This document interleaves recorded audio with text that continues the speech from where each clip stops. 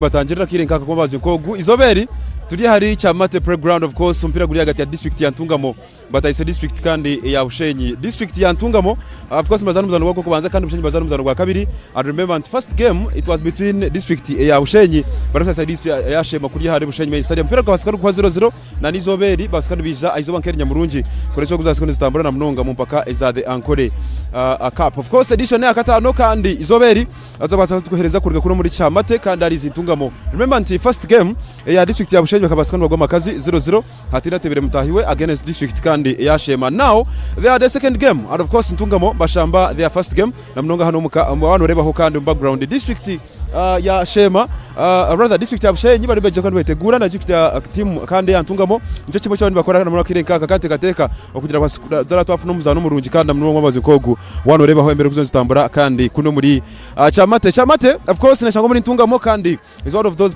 kugamba stadiums is rimu kandi nature nungi rather than kutana hona nyuma bazyo nyuma turebereho kandi district ya Kazo bari kutayisa district kandi ya Kiruhura pero basikutambura 0-0 but the nature of the stadium was not good. It was not kugamba convincing kwasema twagira na Mnonga babazi kwasikana kutambura that is izobere ya nyuma bazyo but mpira all in all kwasikana kwa kandi guhire 0-0 but of course izobeza kwa turumza n'ukundi kandi gwamana Mnonga ura district kandi ya Ntungamo na district kandi ya Bushenyi of course tindikumanyiwe hori arukure batari west mukirenkaka no tekateka chi na Mnonga mwabazi nkogo no jirangu district ya Bushenyi bagumza mno kohereza afuna kabonera district ya Ntungamo nefuna obuhanguzi na Mnonga makagati mweji ya kugamba ya Ntungamo tindikumanya ekirasi kitambura na Ntungamo yari umuka embere kuzo kitambura na mwabazi nkogo timanya iwano reba ho kandi district ezibiri zose nze bugana is not the first time kwasanze bugana tokantumanya oha abasikona singoha most especially twantureba ho embere kuzo kitambura Bushenyi bakora mu mpinduka ibiri omunani ape barese last week bakuzana district kandi ya Shema and zakwa ni kusiyo line up sezo omanye oha yasikona atandika kandi no yasikona izira bench of course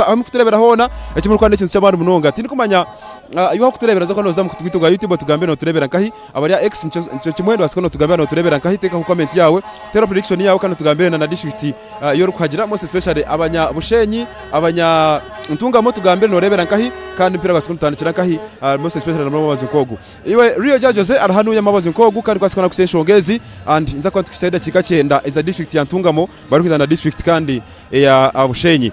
I don't know how kuturebera nikahi ngakona tugambira kandi tubase kwa tumanya inshoku zo zitambura na Mnonga bazi nkogu zakwa tufunaho of course technical team ya district ya Ntungamo togera kwa tufuna ya Bushenyi batugambire kwa kutekateka na Mnonga muzano nkogu batugambire ho of course mu analysis batugambire ho entekateka zona of course district ya Ntungamo bose ne bateka imbere nungi district ya Bushenyi batiri bateka imbere nungi and we still believe ntiza insonganisho kimwe kirabase kwa nkiregayo na Mnonga izo bankeri ana Mnonga babazi nkogu most especially twantumanyangu district ya Bushenyi bakafuna akabonero against district kandi ya Shema in the building twina coach Viera tukwaniriza kumbeho za Tayari West sajiso kubera wano mwebale nyo kuwereza well this is our second game tusaba muzanyuga fogo kubiri and turi kubugenye ewaka twalemero kubanga tuba district ya Shema and tusubira unakurare kubanga teka ku performance yenjawuru mwetegese mutya elaze mukoze mu last game mwetegese mutya mu ntekateka na dalanga tumanyi abe Bushenyi basubira kubanga bafuna obuwanguzi akangwese unakurarero ya tugeza ko kulongosa insobeza ali muruli ebyatulemesa okuteba era tusubira lero tugenda kufuna game enungi kubanga ali twafuna emikisa mingi ngaye walaba game ne tulema okutekinga off ne mu wiki twade tubikolako nga tukola nyo ku finishing so subira tufunye emikisa this time tetujja kulemererwa okoze mu changes biri mu timu ya Samba Shema tulowoze kibadde technical ba kibadde genuine mu setting ya team kibadde genuine and technical in the setting of the team kwa captain wa Fehira la komyewo kadada ino kudda mu center back kaje ekyo nno kitwa kifananye kina dala kumpira gwankore nti team ya Bushenyi mukwezo team yatusubira kubanga basawe enjawuro mu Ankole Cup this edition. What is the difference na dala mu Ankole Cup? Ya Ankole Cup ompira mulungi abantu basamba bulungi era tusubira okulaba bitone bingi nnyo. Actually it's a very very good tournament. Nange naze at least nabingi byendabye kinyamba ko nga coach okulaba abasamba abapya ne bitone bipya. Yeah, of course thank you kandi zakwantongera kwantufuna coach wa district ya Ntungamo na watu gambire kandi ntekateko kuzemerire coach take the position amazina makwetoha Manyeta Dani Meto Mami Meto district ya Ntungamo mashamombe ngo kubanza tugambireho anteka tekesi twinaba district ya Ntungamo we bari munonga enteka teka twinenunje munonga no testererwe kujo mu kampu kungatorere turuseti ukurwanda ubonero bwitu kandi tornomuka district ya Ntungamo muzano kubanza nzana bushenyi rede bina kabonero mukabada kandi ogunu muzano gw'amanu munonga district ya Ntungamo turiyomuka nze expecting abinje bushenyi. What should we expect umuzano ni inteka teka ngo bushenyi district yo kugira ngo utayine mani ne district ya mani munonga konkani tujya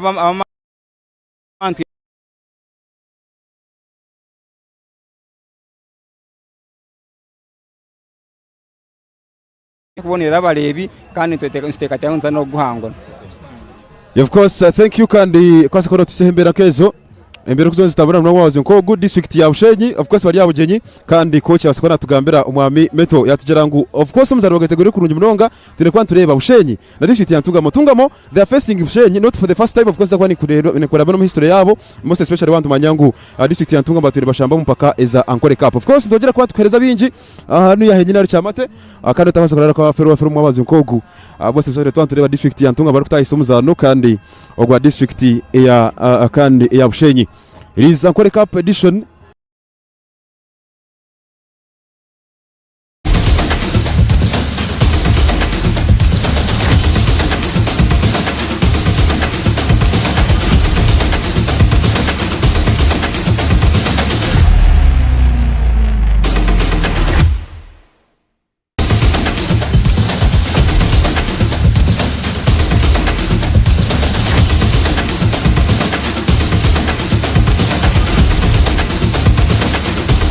Ya Ntungamo Honorable James Hunter Gwenwe umunyeshejera bwa Kajara nahize kwa nagamba munana prayers ningashe bashambe mpora and remember nti nana band of course nyamwinji abaramuka twebaze Prosper that is wente byakatana ba district kandi ya Bushenyi nawe yese kwa nayiza umutimu zezi ibiri kandi kwase konatera hembera enungira murongo wabaze nkogu and remember anti district ya Bushenyi twase kwa turebo captain wabaragaruka mwetenka hirare mukundane shot number 16 umugeze ya red and yese kwa nagaruka umutungore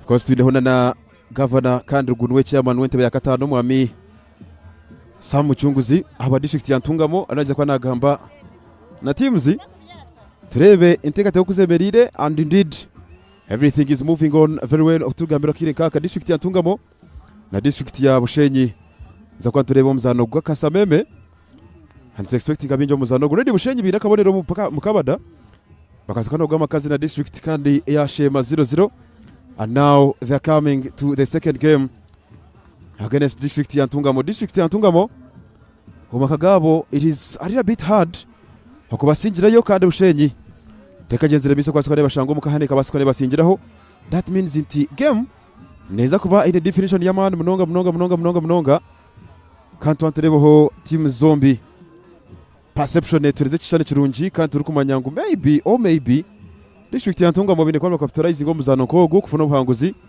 kandi bakagaruka muno ko bembere kimeza cha group yo kubanza ningashije nka group A mpaka za Ankole Cup mwaka gwe 2026 of course in edition ya katano tukagitandike 2022 kandi twasaka tureba eri kugenda misho kwasikone hangura district ya Buhweju twije 2023 ya hangurwa Buhweju 2024 tukareba district ya Rubirizi bari kujhangura kandi bakasinga district ya Ibanda gore mwari 0 omuzaro gwasikana no gwireta kandi buri omwe kwasikona gamba twari musigaje gutanga Ismail Ramutara gore mwenye munegere kwasikona tibira district ya Rubirizi kusinga omuzanogwe and 2025 twareba district ya Isingiro bari kusinga kazo gore mwari 0 omuzano kamaririzo kwasikona bija kandi no kuhangura omuzanogwe kwasikona bahangura ikopo cyabo cyo kubanzo byafayo that means in tomo edition zikwingana ina twinabahanguzi bashatu and nsakanti zo mu district ya edition ya katano turebe noha arase kubaka nawe nazihangurira district ya Ntungamo bareta goalkeeper mweteka Semakula Hashim bareta kandi ba defenders bari mu Katuheyo Albert twine Agumya Ashtaron twine Ahabwa Akram twine Niyonzima Benon midfielder kandi twine Muchuruzi Paul na win midfielder twine yo Yunis Sibira that is shot 17 aba district ya Ntungamo twine Sekajigo Elvis ayitimbere shot number 80 twine ho Shafik Akram ayine shot number 11 Sekajigo Vian shot number 10 twine Musikazi Kabona Edward shot number 16 niyo team ya Ntungamo ya Skone Tambura akando kwasa Kone Tandeka Mabazi Nkogu. Then district ya Bushenyi bareta Hazifi Kasim that is shot number 18 ate tuno musigazo kwetaka turiya singura Ronald shot number 7 twine Hwirari Mukundane shot number 16 we captain kanu Mabazi Nkogu. Then twine ho Ronald Oti shot number 5 district ya Bushenyi twine ho Kalhanga Junior Joab shot number 27 then twine ho Chizeto Ryan Figo shot number 60 Taremwa Edwin Bambu that is shot number 80 kandogo n'umwana w'umuka twine musigazo kweta Bare Chelsea kandi nawe abasikona azwara shot number 14 then musigazi Algumo Hosaidi shot number 9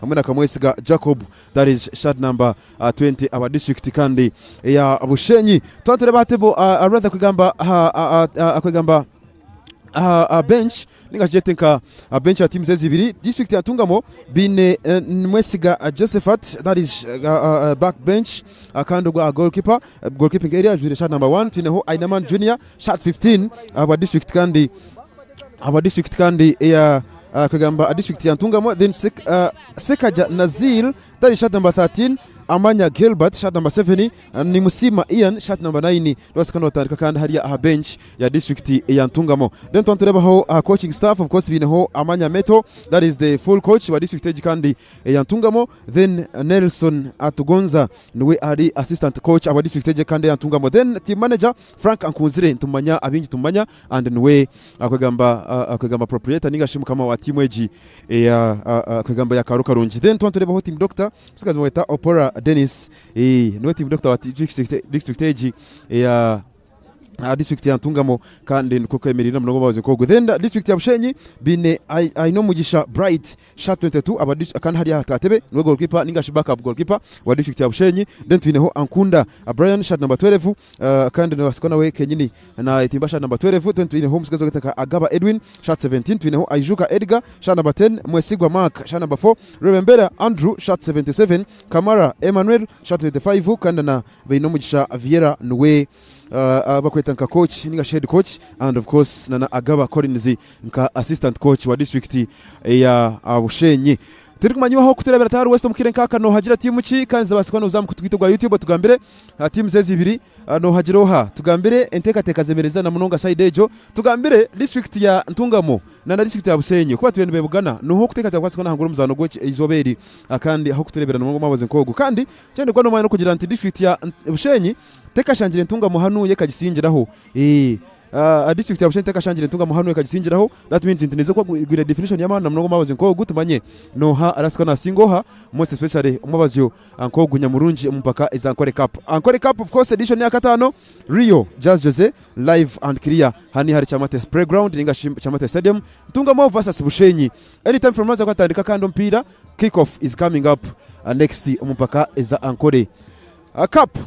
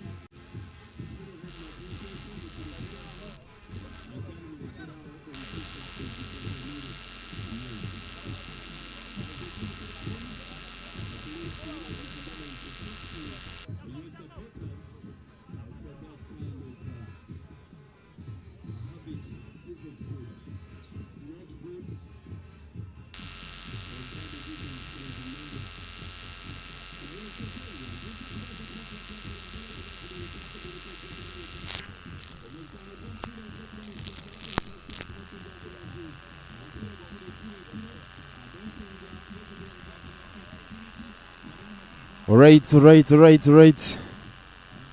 Anytime from Mwanza kwanta kompira kandi guri hagati ya district ya Ntungamo na district ya Bushenyi.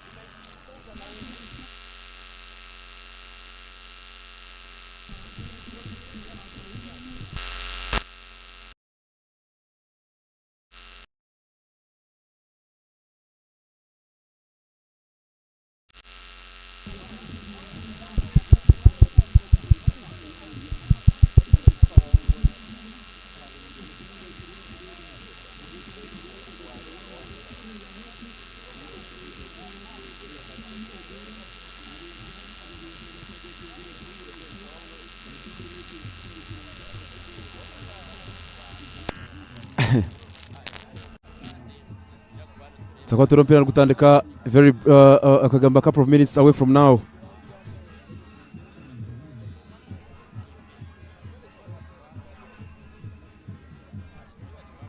Anytime from takwa turompera kandi gutandika.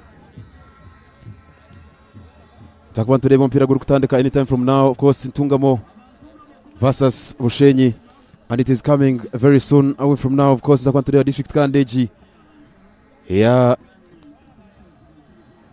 Bushenyi bali abasekoni bazwara shot number kwegamba abasekoni bazwara shot ya red.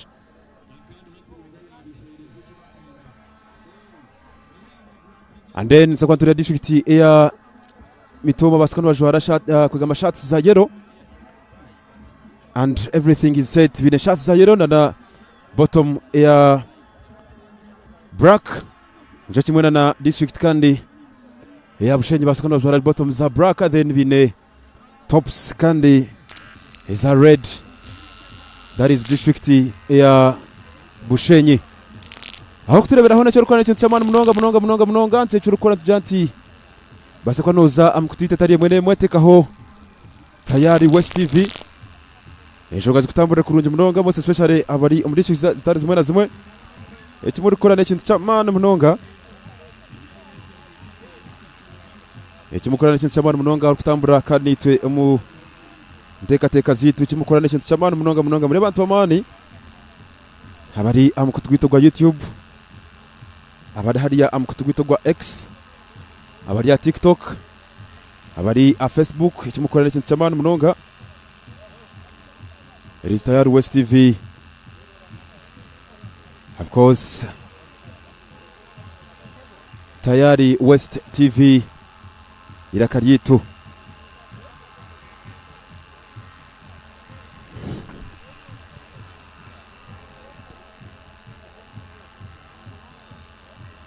Biranduguza kubana gutandika eshaha nakikance kurga hatiya. Idakikance kurga hatiya nza kwanturi mpera gutandika. Arafuka sa kongera kwano utsindi kira prediction zanyu za kwanongera kwani shoma mpora 0 kandi nza kwaturebe mpera gutandika anytime from now. Zakoba mpera gutandika anytime from now. We are very ready and set kwa sa mpera gutandika, but of course according to the situation hashai mbeda mbogera kwamba zikarubya ninga shimogera kwamba bazigumya mbera mbogera kwamba bazigumya kandi bari kuzikarubya aba district kandi ya Ntungamo. District ya Ntungamo vibe ya higuru munonga kandi niza kuba nitandika anytime from now tubase kwa tureba no harasko na hanguru mzano. Remember district ezi zose nize bugana, and it's not the first time tukureba district ezi kubugana bitu tinomu Ami Bashir order from Bushenyi harana nagira ati mwenu nza kutokuta cyafundikire nza kwa ntokota cyafundikire.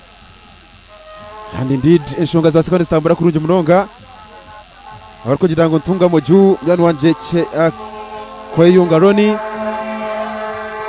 district kandi ya Ntungamo vibe ya higuru munonga. Icyo tubongera kwamba kiteka vibe ya mwana munonga botka base kono manyangu enshonga kuko zo zitambura ijika kutomuza no guruka guriyo tuneyo muzano gundi okuriga district ya Buheju bine district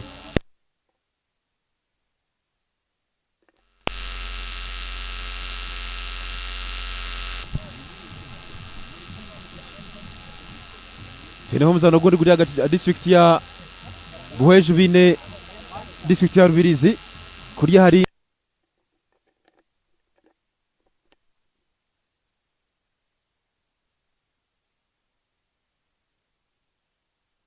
Tene homuzano gundi guri hagati ya district ya Mbarara bari kuri yo mukahari bwizibera batayisa district kandi bine Rampara hari yari bwizibera playground nago nukuza kwandi gutandika kandi anytime from now tubase kwandi twisiyo updates nyamwinji akorega mu district case zona niko ningambera okuyoni bitambara most special district bitanuya ompira finale niguza kuba ndwiho akahoho ningashigwa sekondi gutandika and referee says let the game start right about now. Ntungamo bine district ya Bushenyi. Who takes it home? Wasikana gutandika. Rizina Ntungamo. Benon yatera pass kuri Mpora. Shot 80. Naronda Elvis. Sekajigo tureba ho kandi umusigazo bakwetanka Odebat.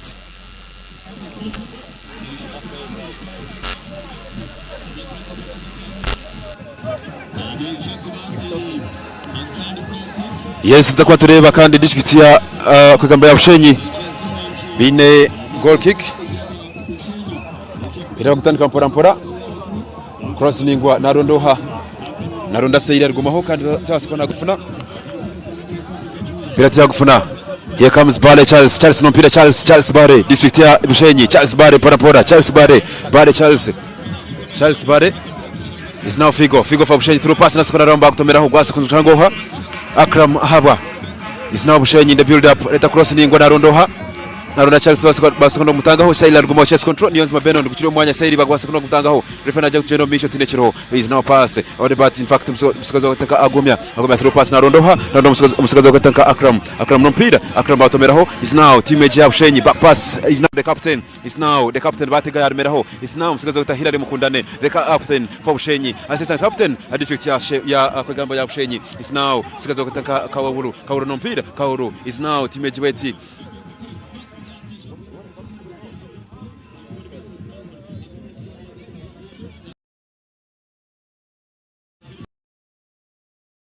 Gwasekondo kuzaheru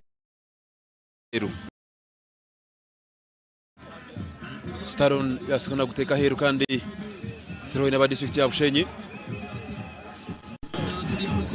Sigazi Ronald turiyasingura shot 7 bamutorika kuri higuna izo kwa nateka imbere kandi nunja ba district kandi ya Bushenyi 0 Bushenyi 0 Ntungamo yatemka mpira muringwa boxe wasikana guheringa wasikana kurga Saron Narondoha pass kuna hansi is now Vian mpira Viani cross ningwa Naronda msikaza bakwetanka Akram wakibarga yasikana galaini wasikana funa Kashim Hasim yasikana mpira muringwa batumira ho kuri boxe Akram na Haba yajiga pass mpora kuri hagati y'ishaguza kusanga Elvis refana jangu wasikana mzanda kubikaneza kuba eri free kick ya district ya Ntungamo Freke kaba district ya Ntungamo kandi tukiri mu dakika yitu ya kabiri cyoka cyitu cyo kubanza ubare ko notambura nito mwana wanje abyo kuhuna ho kureba cyo rukwane cy'amana munonga aho kurebera ikintu ne cy'amana munonga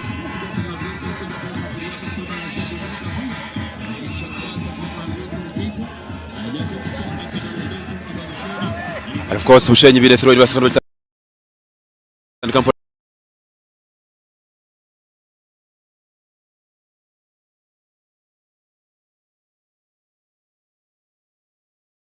kumira mtiye chiro Saida rugumaho advantage play rewa pass jo shot 60 Naronda wa Figo no mpira Figo kuri line kushangoha is now Bare Charles Bare for Bushenyi Charles Bare Mpora yabasikana ajiga mpira kuzera kuri line Naronda Ronaldo na cross ningo mitwe pira guda heru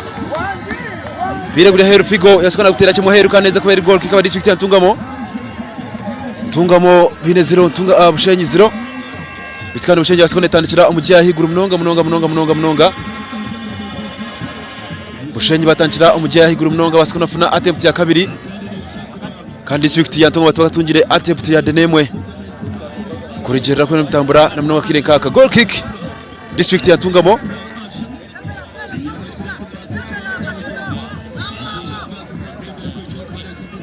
Batubasa umupira muringwa irare mukundane yahirwa umupira muringo gwiza kwa Shangoha sigazo gataka mwesiga batumeraho yakam shot 16 aba district yantungamo sigazo mwetenka Edward bamutegaria hansi kandi referee nagira ngo neza kuba eri free kick abantungamo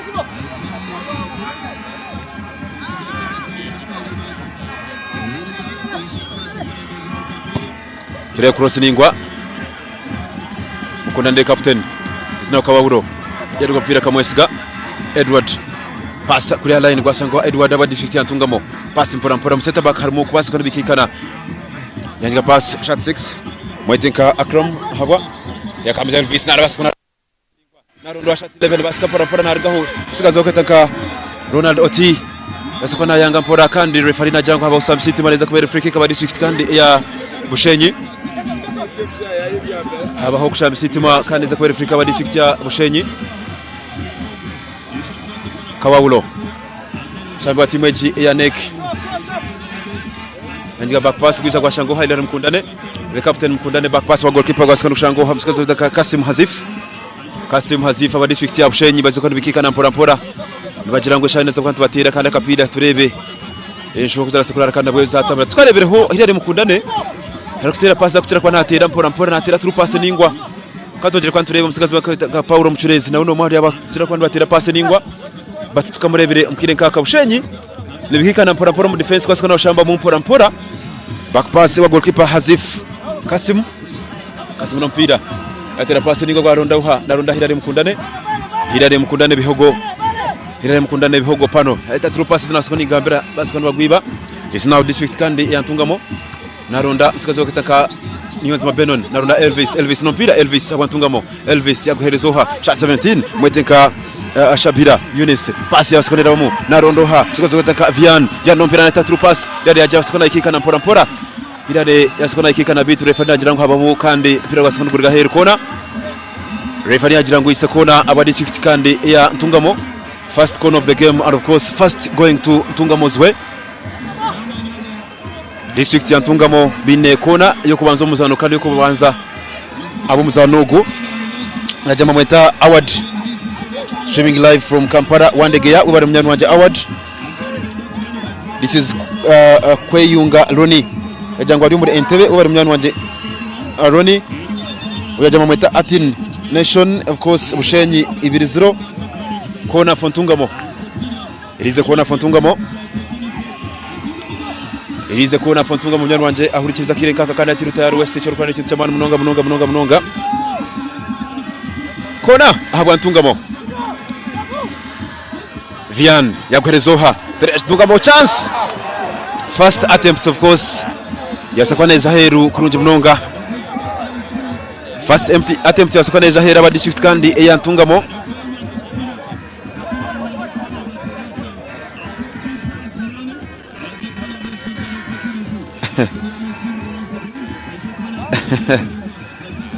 of course well nuko bikiri mpora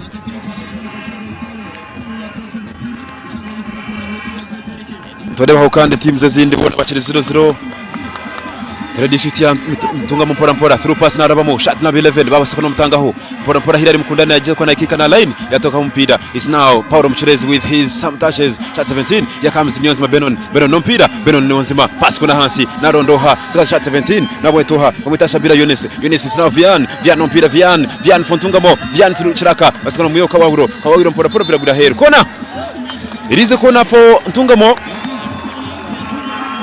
kona Fontungamo kandi mpira twantureba ho kandi district zindi district ya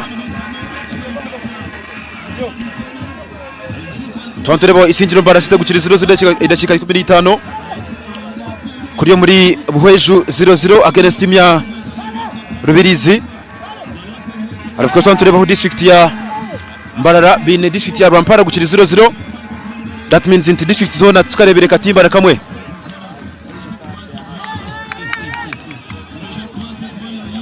tukarebere Katimba na kamwe muri district zone 0-0 throw in aba district ya Bushenyi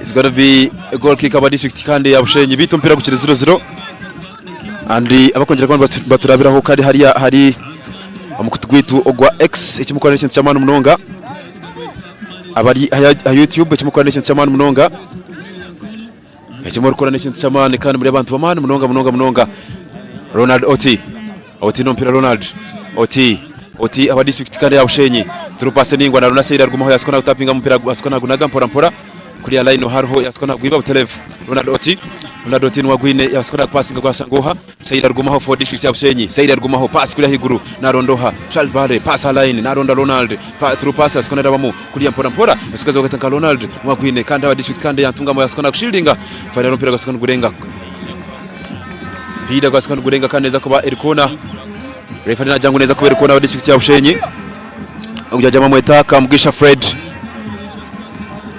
Fred ari muri kazo nkungu na Hagira Bushenyi goals birahari 0 zakwa tureba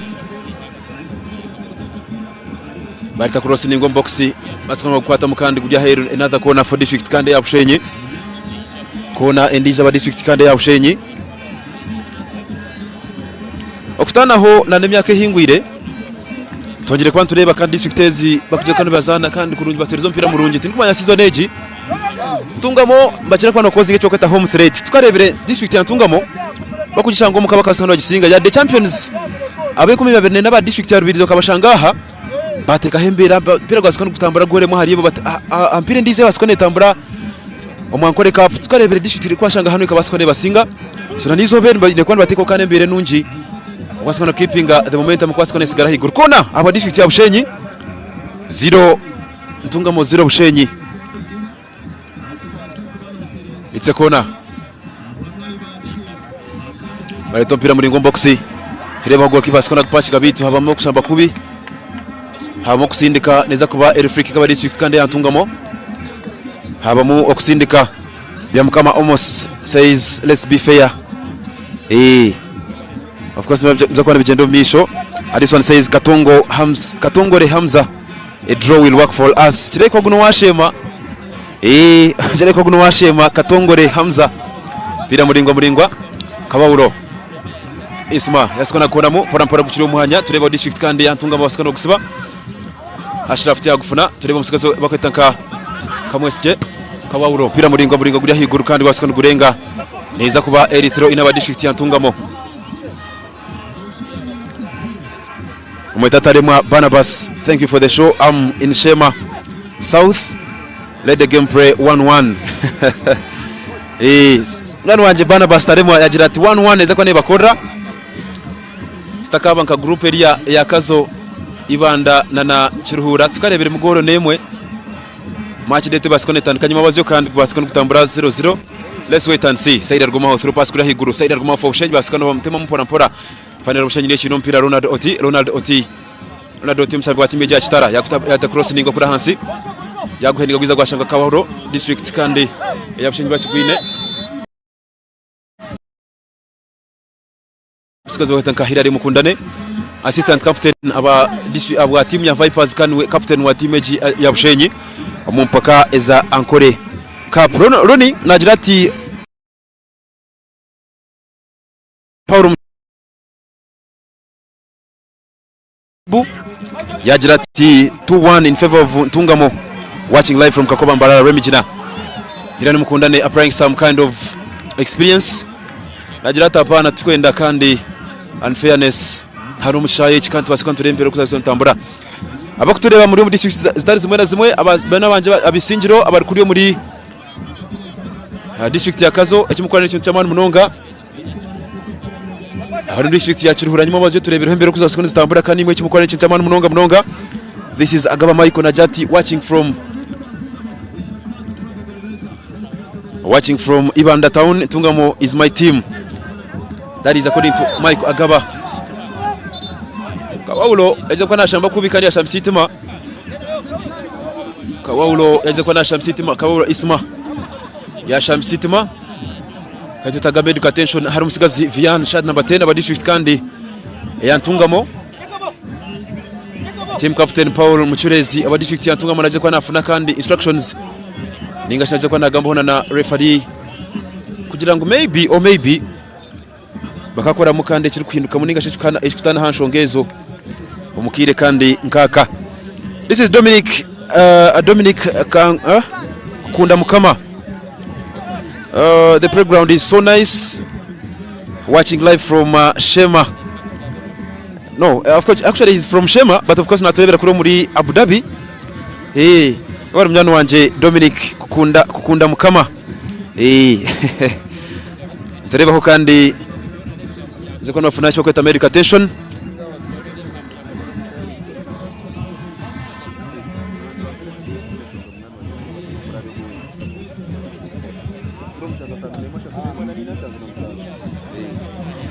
Saddam Najirati Ntungamo 2-1 in favor of course Najat 2-1 in favor of Ntungamo. This one says I'm here in Malawi. I'm here in Malawi. Yes, that is Tumwebaze Henry.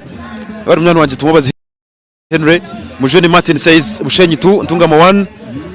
Tukwase Jordan says I'm from Mitoma, but of course Kabira Bushenyi should win 1-0.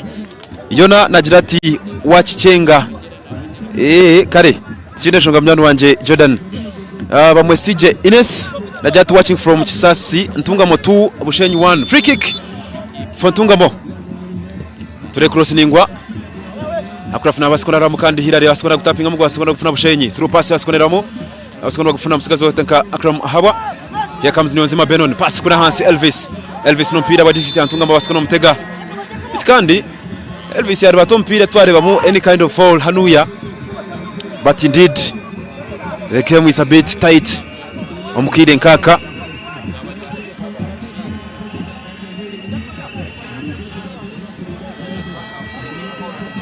Paul Muchurezi aba district ya Ntungamo naze kwa natwara Afrika aba district kandi ya Ntungamo. Paul Muchurezi mpira nakuteka nkahi jikanga kusene yaho irabe nagushambira mu club ya Neko kaka wasikona sibura. Paul Muchurezi through pass ningwa narondo haidari wasikona gutapinga mukandi actually yari Chare Bale Charles yakona mukandi wasikona kugera kimuhero. Goal kick aba district kandi ya Bushenyi 0 Bushenyi 0 Ntungamo.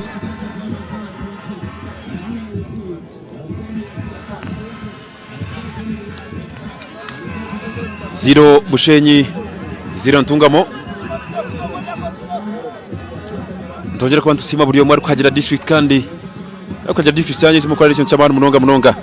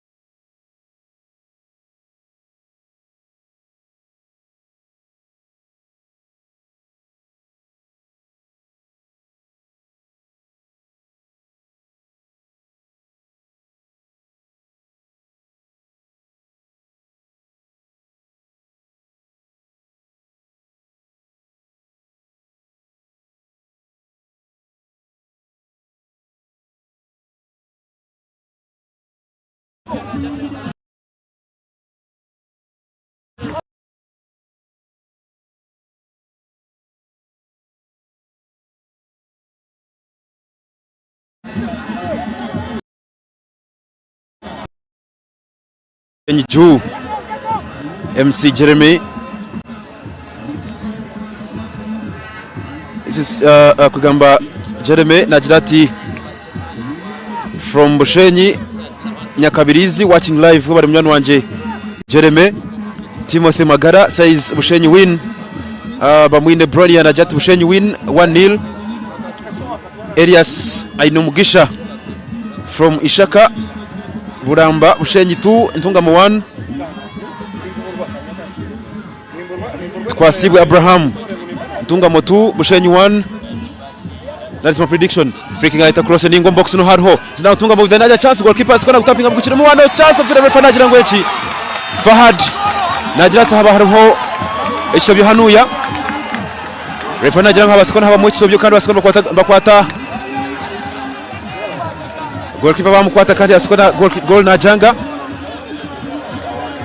goal yasikona najanga kurunje munonga na jati haba mu isobyo kandi goalkeeper basikona mukwata Kasim shot 18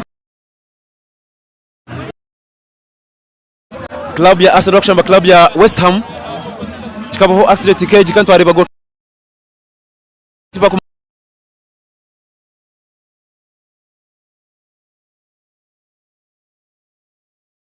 Elvis na dribble mpira Elvis yakanga against Helen Kondane is now Elvis cross aningwa na ronda vian tewa sikona mufuna goalkeeper sikona kwata kandi buchiri 0 bushenyi 0 ntungamo pira gutandika mpora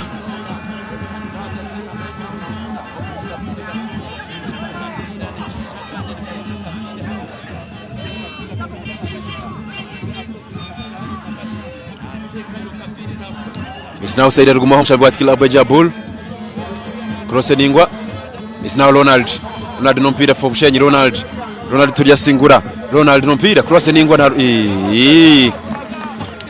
Ebinyinja masikona mara hebirembe kaneza kubera goal kick district ya Ntungamo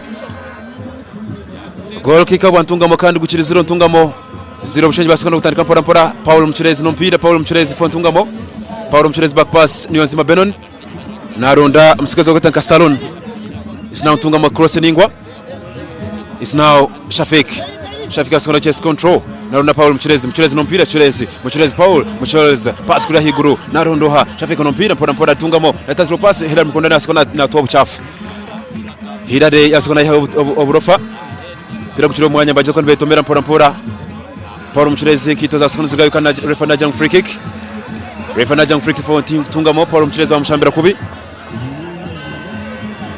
okujagira ati Agabadan Ruhama main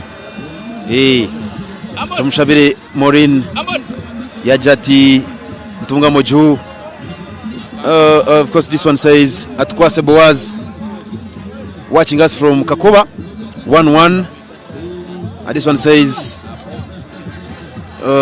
tushabire Morin Ntungamo 2 kandi Bushenyi 0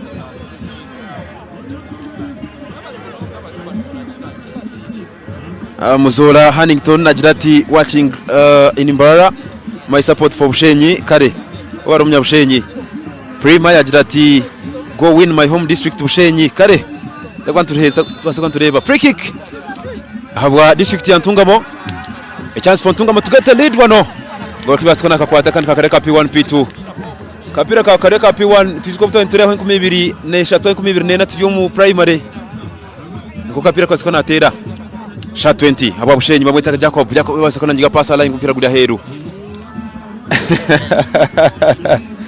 Sedia referee hanu ya aine 4Ds romajizo wa Bushenyi najirati bwenu Bushenyi nhonkufera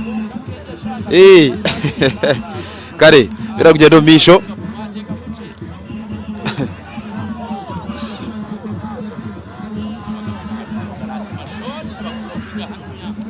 zero Ntungamo 0 Bushenyi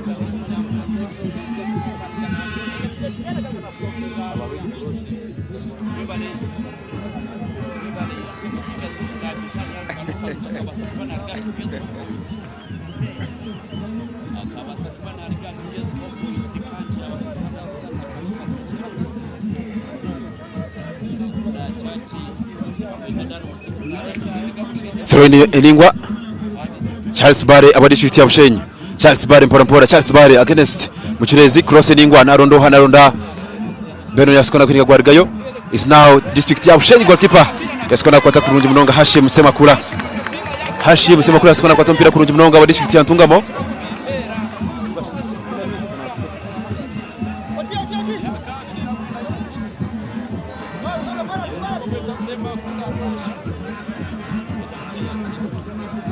Here comes district kandi ya Bushenyi Kabaulo nuwagwine mpora back pass na ronda Hilali Mukundane Hilale pass kuna hansi mpora Kabaulo mpira muringwa na ronda Said Argumoto yasikona kufuna mpira mhango Now Charles Bare no mpira Charles Bare for Bushenyi Bare Charles shambo atimeja ya PDF Charles Bare pass pora narondoha shot 80 Mwetenka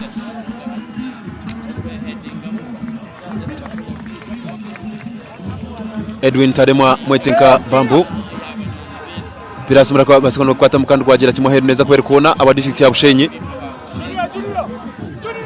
kona for Bushenyi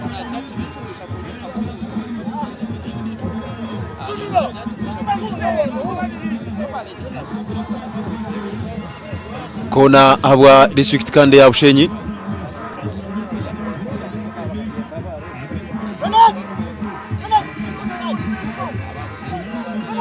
irize kona for Bushenyi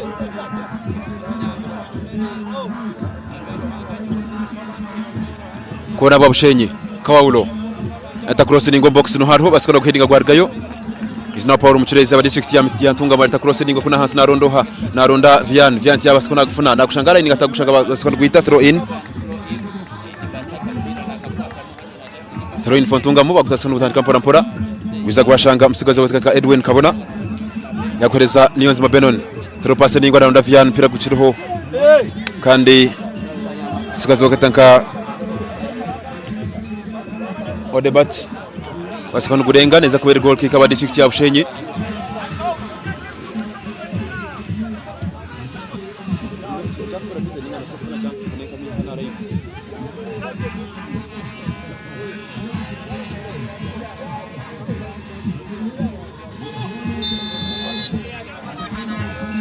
goal kick basikona gitandika mpora baza gushanga goal keeper Mwetenka Kasim no mpira Hazif Kasim pass for Hilary Mukundane Hilary de pano oba Mwetenka Bihogo ahabwa Bushenyi ijukanga Hilary bamwesere Bihogo then twareba Paul Muchirezi bakumweta cyasina bitu bya bit fane Viano asikana mutema kandi tureba district Ntunga mpora cut back na rondo mama nyabo cyagufuna Kasim Hakraf goalkeeper asimura mpira muringwa na Charles Barrett asikana gufuna kandi gwiza kwa shangoha zikaza gutaka Edward kwereza Vian no mpira Vian pora nyiga pass bashangoha Vian wachigina line Vian pora Ntunga mo Vian ya dribble no mpira ta cross ningwa na rondo yale Mkundane asikana kusiba pora arikuikikana Horera Mkundane against Figo no mpira Figo for Bushenyi Figo through pass pora Figo batima referee na free kick free kick wa district kandi ya Bushenyi Benon Niyonzima yasikona funa yellow card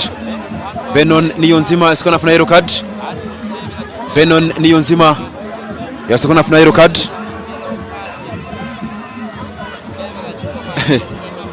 Bushenyi yatabuka na Ntunga mo yatabuka kana Ntunga mo yatabuka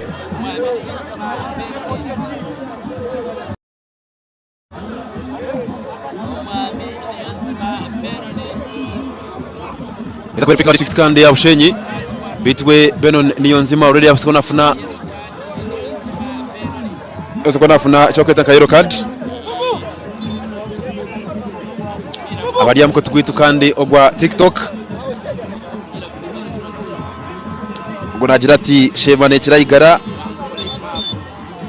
this is a kick watching live from Kazo hari MK Gardens live London Kenya turi crossingwa na gushanga nigatagushanga sekona gushanga kurunje mnonga shatwere vya sekona guya ba district ya Ntunga mu Mwetenka Salon pass mpora Paul Muchirezi anyway Bambu cross Arnold through pass sekona raba muna shangoha through msukazo gutaka Niyonzima Benon batigari hands referee na free kick this is King from Bushenyi King wa Bushenyi wale kunuje mnonga Ntunga most finest wale kunuje mnonga this is Eddie Bats Najirati Bushenyi juu Alan last born Najirati watching live from Dubai from Katete this is Queen or United wale kunuje mnonga this one says Vet Hasula here watching at of course at Dubai Najirati Ntunga mo 1 Bushenyi 2 this is Barnabas from Chirhura Bushenyi 1 Ntunga mo 0 this is Chai Pro watching from Mitoma this is very many of course commenting to Zreba yongera kuba no liking yongera kuba no commenting yongera kuba no sharing Eshonga stambure kurunje munonga. It's a free kick for Bushenyi. Eriyo position kurunje munonga kandi remember nti abasiga zabo abari mu kasayira rgumaho no mabasigira kwandi batira free kicks nunji. Obwirebo yashashambira club ya Mbarara City kabasikona ati free kicks. Akushara kabaho top scorer wa timu ya Mbarara City mu mpakeza UPL. Goals mushanzu season. Eyo 2023 sayira rgumaho. Ahita crossing box no hard hoga basikona kugera Kimaheru. Pira gwachira Kimaheru. This is Anthony. Our arts and designs Ishaka watching live of course. And of course ya Charles Jirati hari Ntungamo kare yabari mnyano wanje Anthony Arts. This is Charles Creators ya Jirati yes. Well kare Chirabo Judith Ntungamo is my team now in Mbarara City. Yabari mnyano wanje Chirabo Judith. This is Lee Shoots ya Jirati 1-1 I'm from Bushenyi. Tule cross ningwa wadebati na unda goalkeeper kandi yasikona kufuna kurunje munonga Hazif asubona mpira muringwa na unda ha Charles Bare yasikona heringa ho kuchiriyo mwanya na rondo ha musigazo itaka tumu SJ mujeno mpira kuchiriyo mwanya kandi final mpira gwasikona guita mpira gwasikona gurengera kimwe kandi gwaje heru. This is Mugume Anoit Kato kandi ajate Bushenyi will win wari mnyano wanje Bushenyi wa Bushenyi wari mnyano wanje Mugume.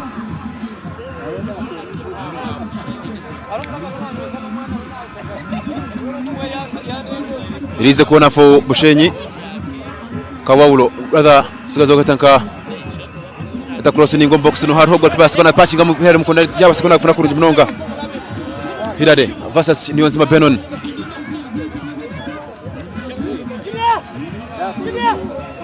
Throw in for Bushenyi.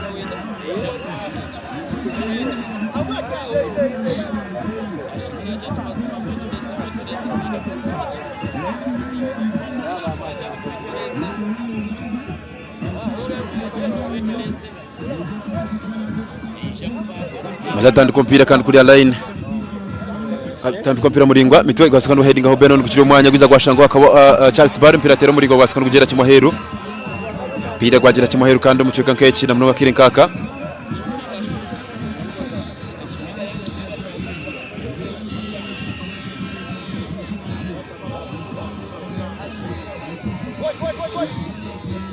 is now Ntungamo Edward pira muringwa Ronda Elvis kuchiriyo mwanya kwa Sangavian chest control odebat pass kula line na rondoha sigazo Sangavian against irari mukundane kandi pira basikona kugera Kimaheru pira gwagera Kimaheru mnyano wanje urukiza kire kaka kada kutureba tayari West TV echo rukora n'ekintu cy'amanu munonga turo mpira muringwa Bushenyi now the control Ntungamo ikizo za sikona zurgayo kandi Bobu yasikona tere nkito kandi yagitera kimwe musigazo shot 17 aba district ya Ntungamo bamkwasa kito kurunje munonga bamuhereze birabo yagira ngo iro ko basikono yiya sigazi Sibira Eunice sigazi mwetenka Sibira Eunice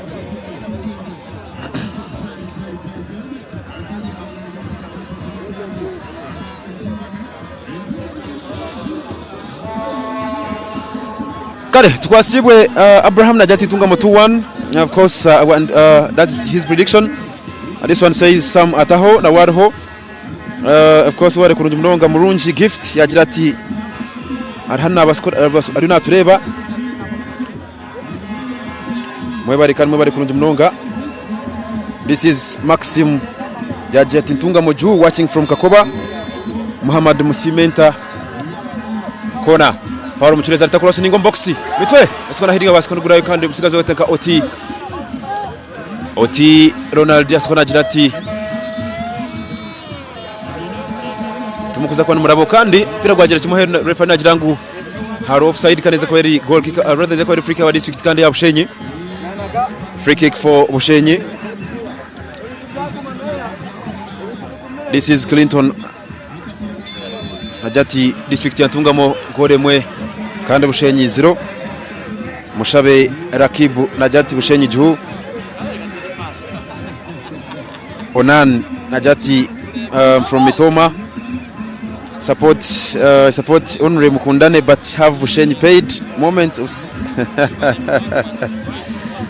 Kare Gumisiriza Samson watching here from Kabare Bambi Singa na Fetch guest funayo abatwaye tournaments kare cross ningwa abari district ya Bushenyi turi mu box hariya basikona heading kandi mukundane basikona shamba kubi neza kuba eri free kick in fact offside hariya refana jangu refana jirati za kwantuhereza kandi free kick agoya jati Manyeta Onesimus watching from Shema Ntungamo has a job to do.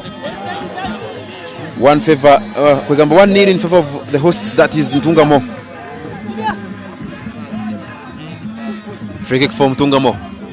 Saburo mpira muringo goalkeeper Mwetinka Semakura. Saburo mpira miringo chest kwegamba head control from Ronaldo mpira budi head throw in again our district kandi. Batan mpira muringo clear line. It's now Akram.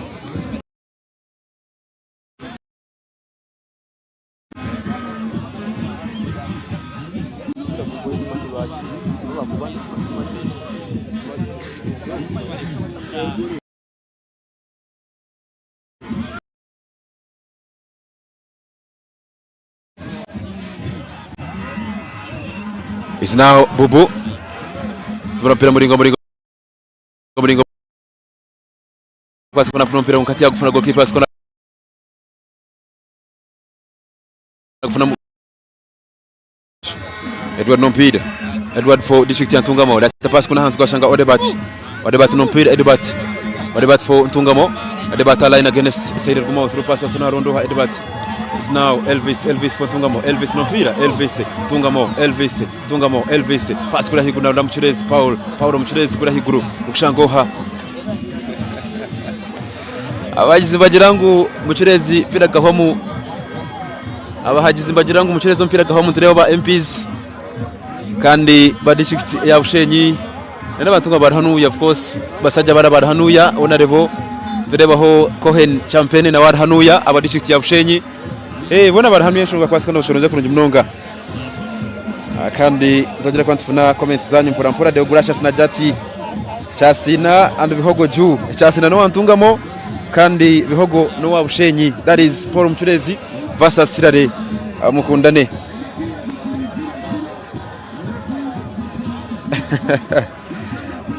Choshavire Prima ya jirati Konkani Yonzima is a Rwandan Rwanda kandi is praying for his team. Yonzima no Ntungamo banya Ntungamo bariya border, so you expect such names, no expecting amazina kaga area KG, and of course Vincent Muhumuza na Jati Muhumuza Vincent na Jati Mutungo Kampara born from Mitoma watching live over mnyano wanje kuborho oya Jati Mweta Atwine Amon na turebera kuri muri Mogadishu. Ntungamo 2 Bushenyi 1.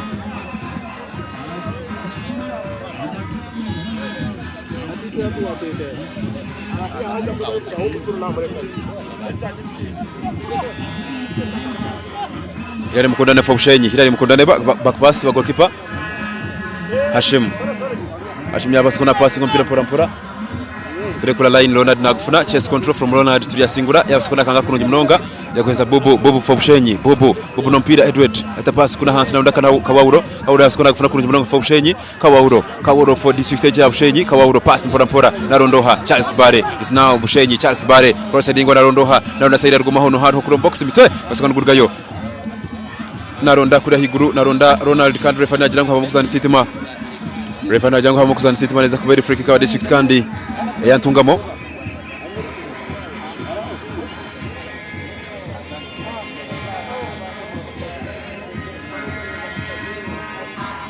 This one says watching live from Isinjiro Kaberebere. I'm Alba Legacy Sports CEO kare we bari mnyano wanje Alba arikuri muri Kaberebere Isinjiro ecyo connecting chamano mnonga. This is Calvin watching live from Apak municipality or mnyano wanje.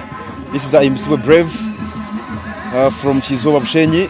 Bushenyi is winning 1-0 over mnyano wanje. This is Namara Rebecca ya Jirati Ntungamo is in yellow and Bushenyi in red. Kare bari kwagambira Elvis tule cross Niyonzima Benon Niyonzima for Ntungamo. Benon cross ningwa naronda Vian asikona kufuna kura hansi. Vian for Ntungamo. Vian kona frag. Vian pora. Vian na dribbling na sara pora. Vian cross ningwa chidaka kona irize kona Fontungamo Kawaulo yagira atapana tukuza kwa nundabaho kandi tine turakore na kimwe is now kona Fontungamo Kato Godwin agira ati Bushenyi is good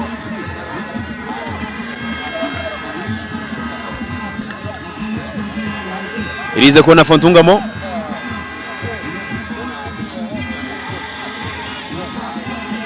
bakutanika pora Paul Mchurezi no mpira Paul naita cross lingwa Paul Mchurezi asikona naita cross kandi mukungane asikona guyayo Chasina yaye tumpira kandi bihogo yasikona guyayo Chasina asikona gureta kandi bihogo yasikona guyayo throw in Fontungamo Odebat yaronda Mchurezi yasikona guyayo kandi Hilary yasikona guyayo kurungi mnonga is now Figo yarondoha Ronald tulyasingura Ronald nompira for Bushenyi Ronald nompira Ronald pass harari pa Esbuterevu naronda batakompira kurungi mnonga line naronda sikazo gatanka Jacob agutomera kandi zakwe throw in yasikona gutanka kurungi mnonga Ronald tulyasingura is now Jacob chase control from Bushenyi Jacob nompira Jacob leta cross ningwa pira guda heru mnyano wanja hurikiriza kile nkaka This is Wisdom Kusasira. Of course, Pastor watching live from Congo. Prediction is 1-1. Wale mnyano wanje Kusasira kule mu Congo. This is Francis Musinguzi. Says Francis Musinguzi agira ati Isinjiro mpira gukiri well Isinjiro mpira tukarebere kandi results kuri gaside ejo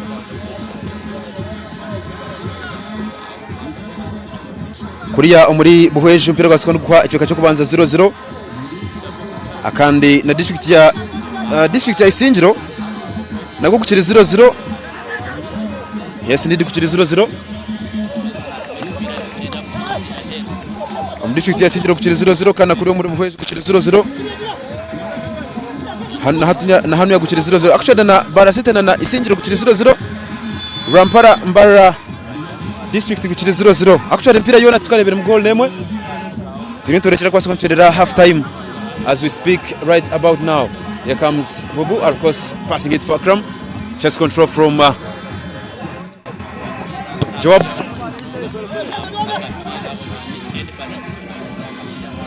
Odebati asubira mpira muringwa chest control from Ronald Oti, back pass Ronald tulyasingura for Bushenyi Ronald tulyasingura waino mpira asubira mpira muringwa naronda Charles Barrett asikona mfuna kurungi mnonga bagumuyaho yakamze Niyonzima Benon Fontungamo Benon Niyonzima pass naronda Paul Mchurezi no mpira naguherezwa Elvis naguhereza Niyonzima Benon Fontungamo Benon Niyonzima pass kuna hansi naronda Odebate yakufuna kurungi mnonga Odebate Fabiano mpira asikona baguyiha is now Kawaulo pass narondoha Figo back pass wa captain is now Dede Mukundane pass mpora is now timu ja Bushenyi bazikana wikikana mpora Hilary Mukundane bihogo pass kura higuru narondoha musukaza wotaka Ronald Oti no mshamba timu ja Ronald Oti Chitara boy of course akugamba Uganda Cup winner is now Ronald Oti no mpira pass mpora Ronald Oti no mpira Ronald Oti is now timu ja Bushenyi babino mpira mpora Shankezi tureba ho back pass wa goalkeeper Hashim Hasim mpora pass kuna Hans Kawaulo no waino mpira Kawaulo mpora sikuna kumuyaho is now Vianney line chance mpora Vianney saturu pass mpora iketo nizirgayo kandi refa najatine chiro tubasika tukumizamu refa nagira ngutine chiro arokemba tubasika tukumizamu pano najirati bihogo najirati apana msambira kubi konka we refa najati lesprettine cyabasika kibaho asaidi kuri Rampara sikona teba umcheka cyo kwanza kano musigazi micho umdashikasha tunamwera sikona teba Rampara bafuna goal yo kubanza mnyano wanja hurikirize Mbara district can now breathe Rampara basikona bafuna goal yo kubanza mnyano wanja hurikirize mukire nkaka musigazi micho umdashikasha tunamwera sikona teba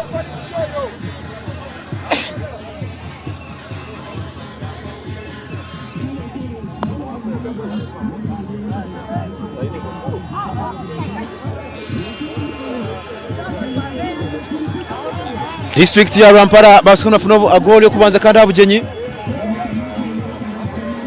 District ya Rampara bafuna goal abugenyi. Now Rampara goal emwe kandi district ya kwegamba Mbara kandi bakiri 0. Umusigazi micho omudakika kandi yashatuna muri basikana funa goal yo kubanza. Na hano yagukiri 0-0 kuri muri Kaberebere gukiri 0-0.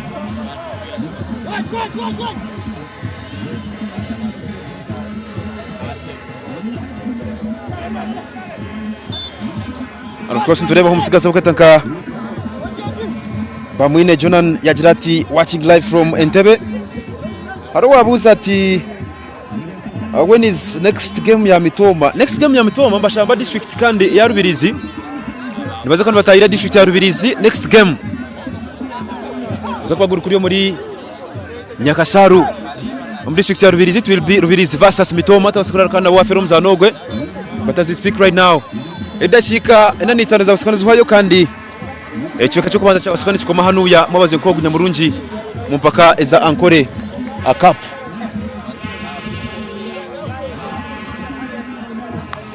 Like this. Kare edashika enanitana za basikana zuhayo kandi ekiweka cyo kubanza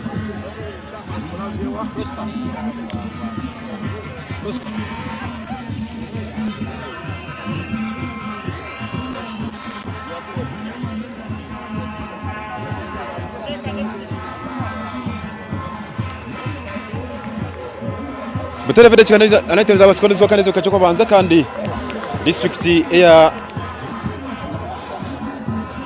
Mitoma ne baraziro na district kandi ya Ushenyi na ikanyine baraziro ndashikana kweziri kandi ibintu byo bitamburana mu mabazi nkogwe cyo ne kono manya no kugira ngo district kandi ya Ushenyi bari yabugenyi but of course they still take this opportunity wazana bakwipinga that point kandi bakine point erpingana emwe as we speak right now they can still maintain the point and of course basikana membera table most especially basikaza pointage kandi district ya Mitoma rather district ya Ntungamo this is the first game and Baryomuka they are playing against district ya Bushenyi but of course 50-50 game zombie tukarebera ho difference most especially district ya zombie tekatya kujya maybe this could be opportunity district ya Mitoma rather district ya sorry for Mitoma district ya Ntungamo maybe kwa sikana funaka bonero ababaze nko gukandi bakatwereza umpiro murungi kandi aba district kandi ya Ntungamo atwineho cha person wentebe ya gatano district ya Bushenyi naze kana tugambira idashikana ni 5 kuyazireba icuka cyo kubanza twakutangira mbeho za Taru West mubaze nkogo wawe mnoga sebu first of all ompira n'umurungi timu zora nungi zazana kurungi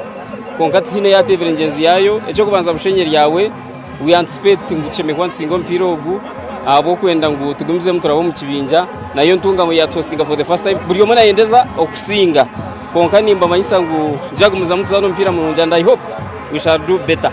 Omwami Prosper chairperson Bushenyi support de chiruko maraninga wero twabaza je kutegarizwa muri abagizi bitu kugira ngo bataze nyuma ya goal kandi mu tournament ruko shitwire nchitwazibwa nabo kwija Bushenyi nuko bakutwaza obuhagizi tubwina we have enough support by MPs bitu bija we have enough support from even the political leaders so we are good to go now turukiro kwendera wano reba district ya Bushenyi mpiro gwashambere muka nano mpiro gwashamba bujanye ndakigana ni 5 how do you relate most especially on performance of course one of Ghana team for the first time no banza wajega and I think tine team ezande kubiburiye mu yageza ngenzi yayo I hope gushaka come out clean prediction yawe 2-1 or 1-0 in favor of Bushenyi. Okay. That is chairperson wentebe ya gatano kandi omwami Prosper akandi atjati amabutatu yebaze Prosper wentebe ya gatano kandi kwa district ya Bushenyi yagira ati 2-1 in favor of Bushenyi. Tuneho chairperson wentebe ya gatano mwami Sam Muchunguzi omediatiremo kandi face yetelinse mu misho gitu nawe asakona Aisha okutugambiraho antekateka. Chairperson twareba cyo kubaza kucya basaba kitambura kandi Ntungamo bashambere kurungi game wagire bota cyo kubaza champion ni baza kusima timu zone 2 abo kuranguzaza na jo mpira no bahana habaramuka fair play konkani nyesigangu real ompira go numurungi kandi chinkureba ni ndeba ngo abanyantunga makuturi ompira tutekwa gusinga ahabwe nsongemo ushenye cyo kutuzaho yo yatestingire dakika 9 ebe yazanireho mpira mbwe nitwe dakika 5 cross testing zabija kuboreka ekintunga mweri tebakora mutwaza higuru murongo so ekipagira bafans ekikwanisa bafans bitu bakangane bagume kumuteka kurebeka ko mpira wawaje kuronga amaheru inaza kubatera gore maro well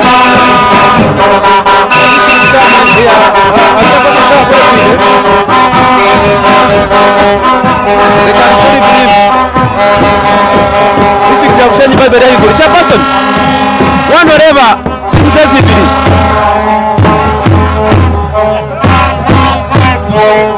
we can really breathe okutareba timu zazibiri district ya Ntungamo bashamba bari yomuka kandi manyangu Ntungamo yari yomuka tina timu yagishangiraho mwankore kape kagisingiraho tugire maze ku building radio momentum kugira basigaze akabonera Kristo muka already cyo ryo noreba na wari noreba umutishayi noreba akawo Kantungamo kari aho kanora Bushenyi ryo neza neba kweta cautious game hatito ntwenda tujere but now what we are going to do in the second half we are going to penetrate the front so nza penetrating amunonga kurebeka ngu twabiya hakabonero kandi na muno hati izoba huryana ruza hati norara ryahinduka so therefore niyo nyenda kugambira bo hate chikuru betekateke abako nagambire noreba natural uses bakora yes they are okay but it norebe zitu is very deadly and in our attacking we shall attack because hata now the best way to defend is to attack then hatu karebeka ngu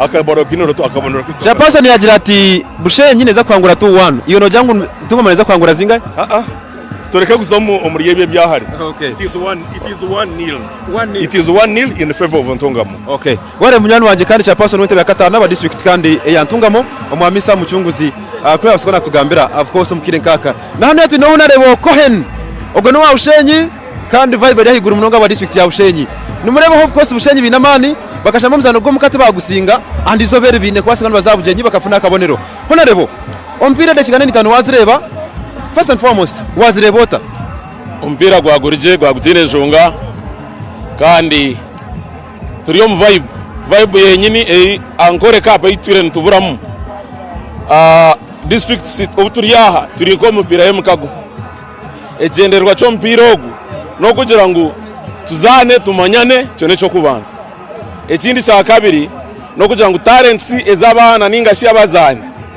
twine teams nyinje ziriya ezoronza identifying abazani bitu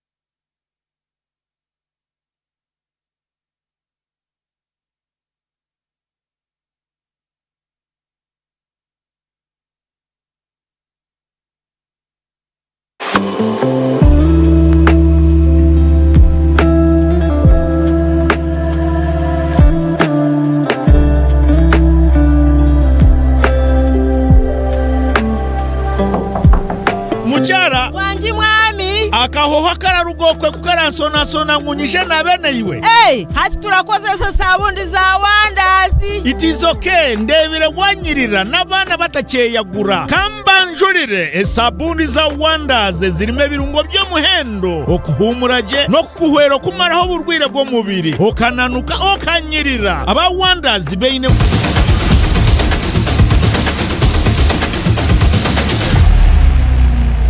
Bushenyi ndakabonera omukabada kwanza bakashamba first home game na wano reba ho district ya Ntungamo motivation eri nkahi okwase ko nicyohereza amana kugira ngo kusinga muzano Ntungamo turi abantu bo kumanya kutebekanisa kandi bokunda muzano gwitu kandi nangwa twine nengoga twine abazano bo mutano harimo abo kufayo munonga nkaba mucereze nabandi kandi namasiko minji timu zinyamwinji kazakaro karunji zikomoka Ntungamo neza korekera icyo mutano omupira ntugusinga agwatisya n'ekintu cy'ukunda kandi twakira munonga Ewa rero narebo kandi kubase kono tuganiraho I think nayiza kuba ni pumura kace mbase nanya twizi then basiko ningaruka n'icyo cya kabiri otarga ahatayar West iraka ryetu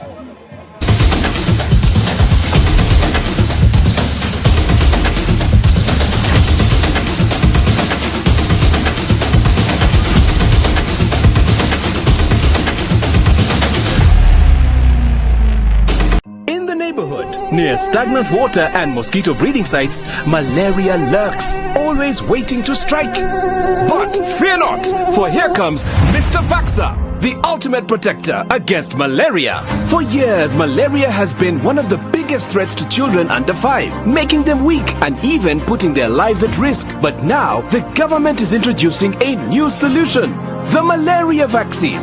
The malaria vaccine is now in the routine immunization schedule.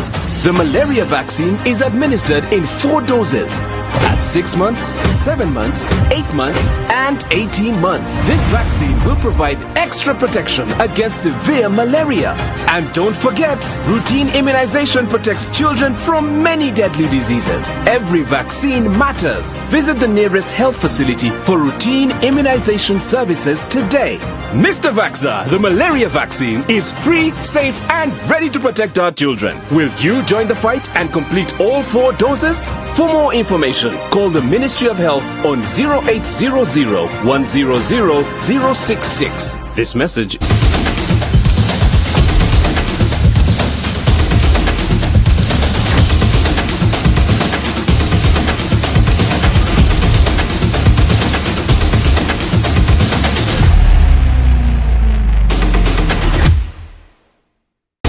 hari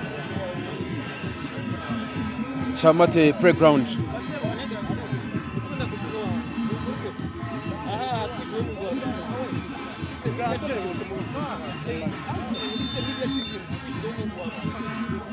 is now Babu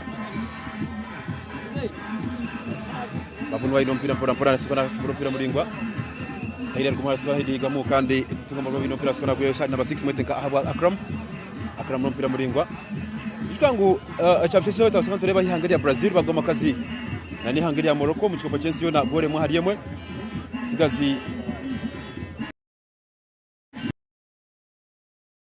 ngagabo bagoma kazi kandi goals ngana emwe hariyemwe then banjira twarebaho ihanga ya Australia bakusinga ihangari atake goals 2-0 darize mukashika kapshesho izoberi then izoberi Germany bine mzano gwabo shayibirize kiro kanza kwanturebona nihanga ya Spain shaboka no mzano izo bankeri nyuma bazyo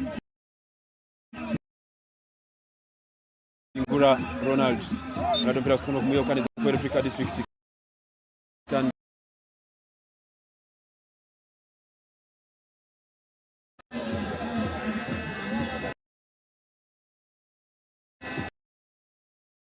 Kanuya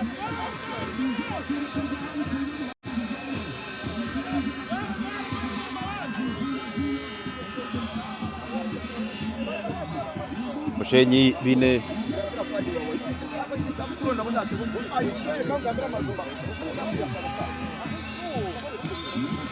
Now Bambu for Mushenyi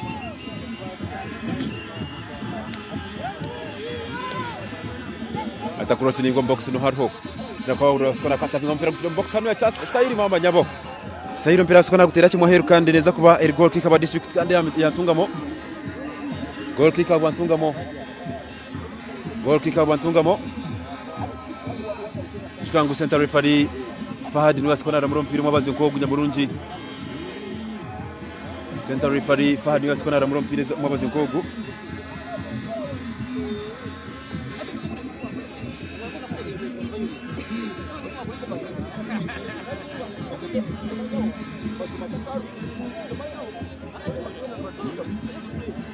This is Gumisiza Samson yagira ati mubare kutereza kandi Wonders mubare kutereza products nungi Basikana gutandika ku rugendo rwashanga ahabwa Akram no basikana ngiga pass mpora rwashanga Edward yasikana atu wabuchafu gwargayo bashanga babu kubuno mpira basikana atakinga mpora kure crossing kure kuna basikana gushanga ninga tagushanga kawo mpira rwagoro mwinshi basikana kugera kimuhero Pira gwaza heru kaneza kuba Erythro ina ba district ya Ntungamo bagutandika ku rugendo Odebat yarita mpira enyuma gwashanga umusigazo bakwetanka Sikazi bakatanka Edward yasubira mpira muringwa narunda hirari mukunda yasikana gutapingamo kandi Odebat yasikana gufana Odebat for district Ntungamo Odebat nata cross ningwa nukushango Ronaldo ti watimya kitara naito mpira muringwa ukushango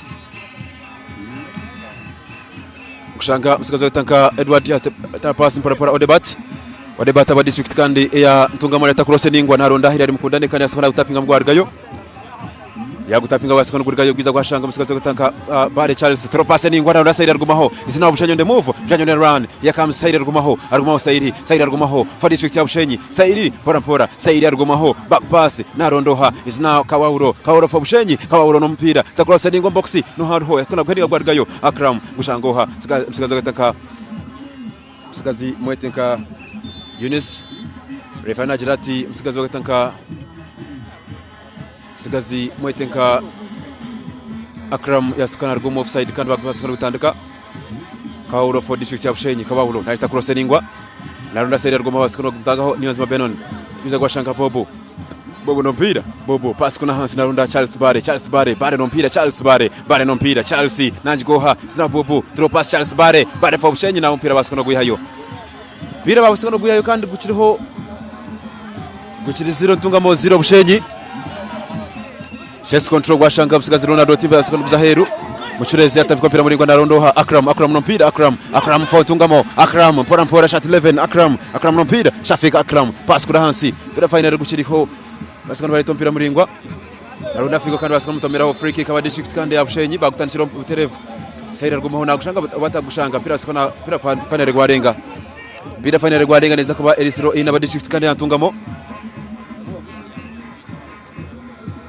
Sero ina Ntungamo kandi biri kugenda misho byongera ko nabitwerarikiriza mpora kuba basigazi bongera ko batoreka man mingi basigazi mazongera ko batoreka man mingi munonga line gukiri 0 Ntungamo 0 Bushenyi abatugambira 0-0 of course it is positive in fact any score aiturugambira any score is still possible Dr. Gerard Kapi yagira ati Ntungamo ju Selector FM yagira ati how far is it is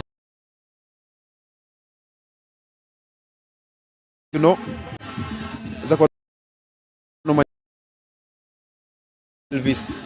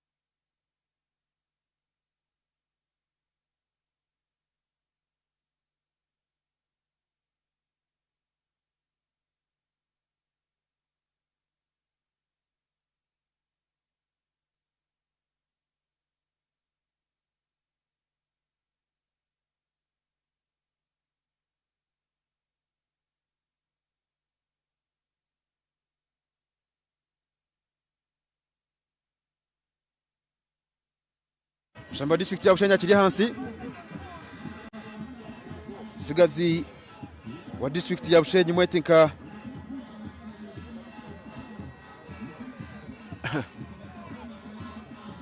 Sigazi kugamba substitute mwetinka Ishuka Edgar yasikona sigara hansi aba district ya Bushenyi kandi medical staff yasikona batuhamu kwa sekona barebe nsho kuzo zitambura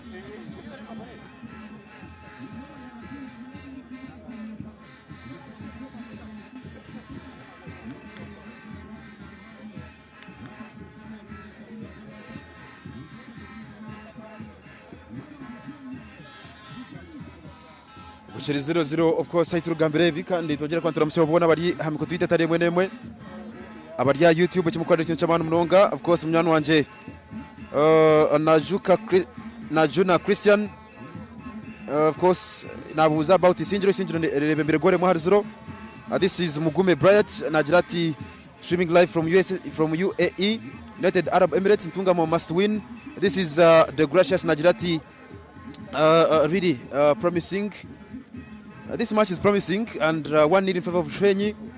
Nahabwe Ian Najati Bushenyi shall win. This is Innocent Nwasherura, of course Najati Nawarho, of course Nvinji Twine Joel Najati from Banda Kampala Ntungamo Ju. This is Dixon Nwamanya Najati Isinjiro 1. Yes, so bari kurunje mnonga. Ashraf Muhirwe Najati Network Kare Alinda Golden live from Nakasero karimo bari mwena bari home kirin kaka kimukwanisha cyamana muroka kandi ndongera kwantu basima abarina namu kutugwito gwa TikTok kimukwanisha cyamana munonga ndongera kwantu basima. This is Ian Pro Najrati 1-1. This is Charles Rubirizi. Yes, Rubirizi is playing against Buhweju kandi guriyo muri Buhweju mnyano wanje Ian. This is Musinguzi na yajangwa arho.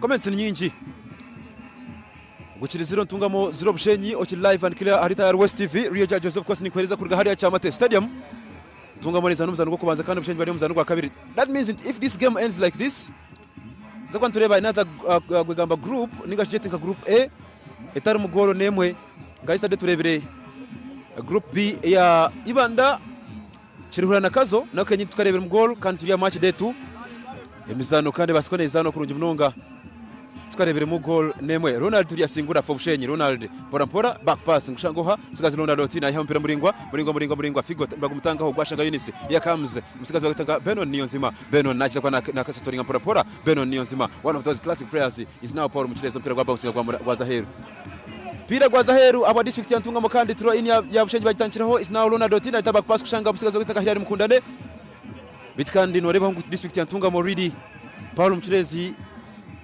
ishoka zikatambure kurunje munonga kandi wano rebo defense ya district ya Bushenyi. Ronald Oti one of those classic players ukareba basigazinka Hilary Mukundane one of the best defenders ukareba basigazi barumuka tujya singula Ronald na one defender murunje munonga Kawaulo Isma ni defender murunji, so it might be difficult our district ya Ntungamo penetrating defense ejo kandi bakafuna mu goal. Edward Nompira pass kuri hansi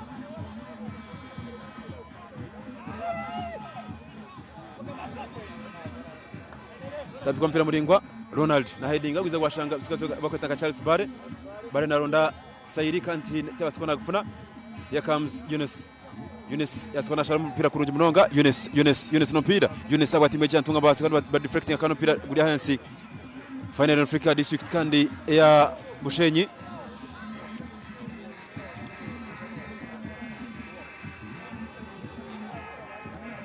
district kandi ya Bushenyi bine free kick. This is Jazz ya Jirangwarho Vire son of Ntungamo Soil watching live in Mombasa, Kenya. Wale mnyano wanje Vire nshogeze kwasi kunostambura kurunje munonga. This is Gilbert narga bitoma ture cross ningwa kandi basikona gwihayo gwashanga Ronald yasikona guheadinga kuturi mwanya. Here comes Eunice basikona guheadinga gwashanga ho Bobo refa najirango haba kusamsiti makaneza kwa free kick. Free kick for Mitoma Rutherford district ya Ntungamo kandi gukiri 0 Ntungamo 0 district ya Bushenyi. Match day tunegumiza mu yesa leto asikana tureba district ya Kazo erutsa Chirihura kandi natebere mutahiyo basikana kutambara 0-0. Aside ziriya zindi district ya Isinjiro ne baragoremo barasite kiri 0. Buhweju ne baragoremwe Rubirize kiri 0. Ijukangu district ya Isingiro bakabasinga first game that is on Friday.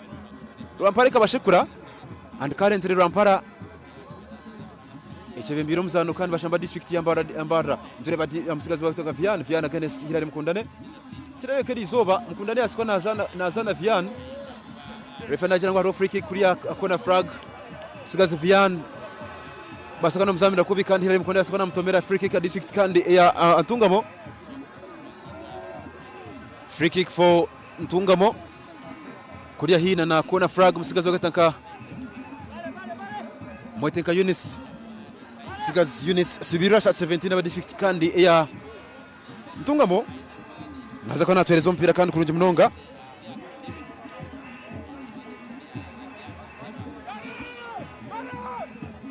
It's a free kick for Ntungamo Paul Muchurezi Chasina Paul Muchurezi bamwongerera ya Chasina bitu refa nagira tubase turinda mu turebe nshoko ziratambura kuba harimo injeri yo kwasa kandi basindikana mpora but of course nagira hatiya turetere free kick Paul Muchurezi naita cross ningo box no harho niningwa munonga turebaho asakandi bagaidinga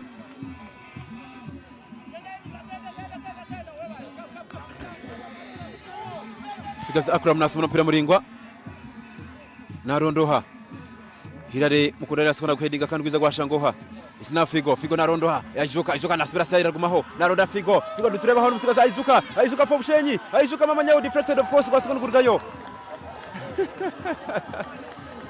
ayizuka yaba selfish ari a bit Charles Barre ari in position yuko asana shootinga but yawo sikona kibasa. Here comes Elvis for Ntungamo. Elvis no mpira. Elvis Bumbu Akram Elvis Ntungamo Elvis Muchurezi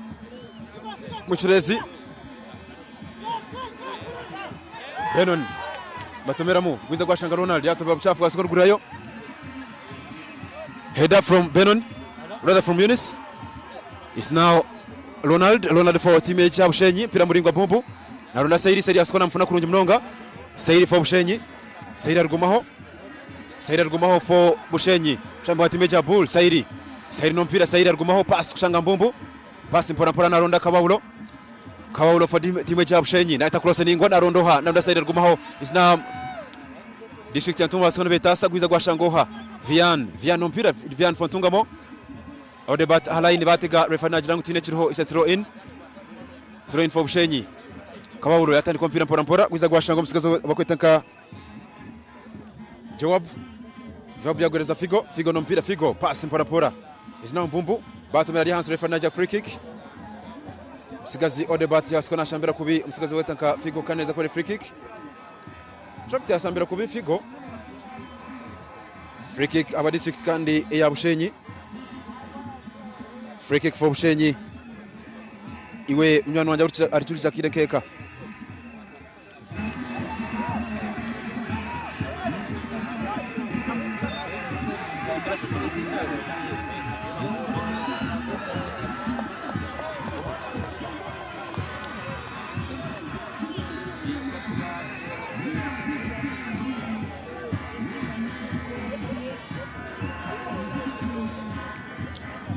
Guchiri 0 Ntungamo 0 Bushenyi dakika zizo nkaga ni factory dakika nkaga ni 3 chweka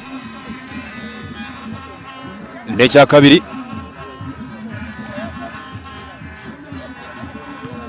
Ntungamo simbura mpira muringwa gwiza gwashanga kandi umusigazi ayijuka yakoreza Charles Barre no mpira Charles Barre bagumuye aho Niyonzima Benoni yasimbura mpira muringwa Kawaulo asukona gwiba Bushenyi Kawaulo naita cross ningwa pira kujya heru kandi za kubera goal kick aba district kandi ya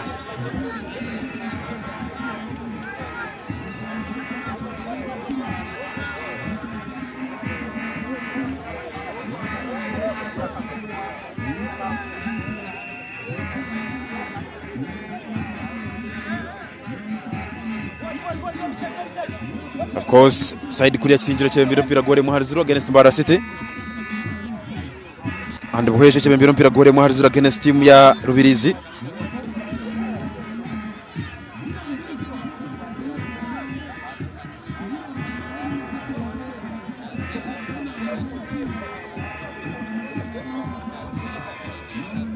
Nikokwe Rio Jazz Jose to live and loud and clear hari Chamate Playground ishunganiza nkoreka tongera ku bantu basima mwena abatiri botayari West mukirenka kecyo rwanda cyo cyamara munonga tore bahore finalize kwa naganira na abashambe bari muka Niyonzima Benon aine yellow card sigaza bari muka Edward shot 16 abatimwe jya Ntungamo Ntungamo gukiriziro bushenyi gukiriziro Edward siboropira muringwa naronda Vian kuransta kumfuna kandi basikando kwata musigazo gutanga Leonard nisigaza kuberi throw in aba district kandi ya Ntungamo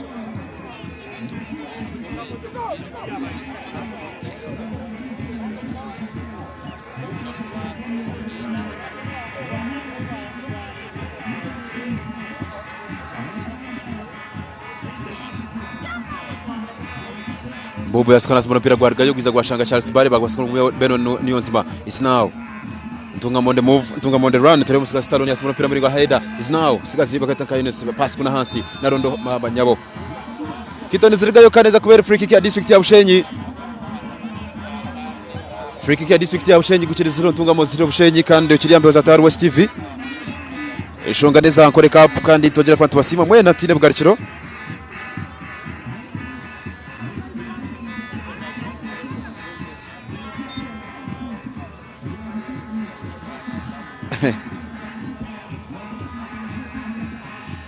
It is one of those games asikuja classic Chasi na versus Bihogo Ntungamo versus Bushenyi Muchurezi versus Mukundane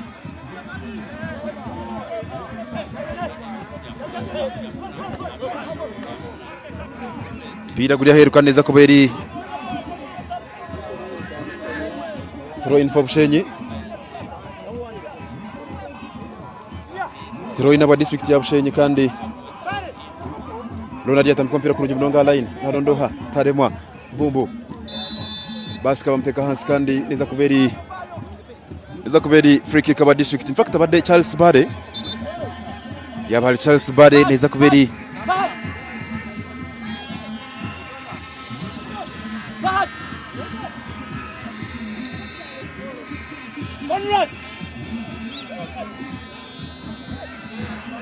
neza kubera Afrika aba district kandi ya Bushenyi abo mudakika kezi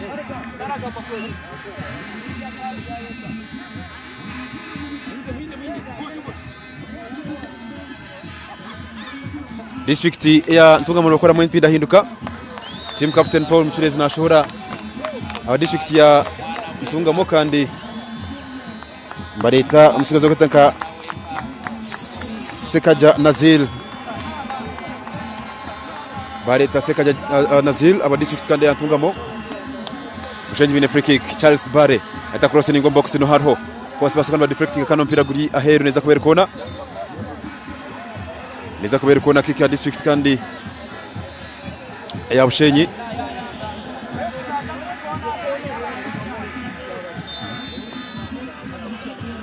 kona fo Bushenyi basikana utandika mpora biza gwashangoha now Charles Bare ata cross ni box no harho Said Arguma mitwe bano mpira mgari katimba pira gule mkatimba Bushenyi asikana tema mnyano wanja urikirize Bushenyi bafuna goal Bushenyi bafuna goal mnyano wanja urikirize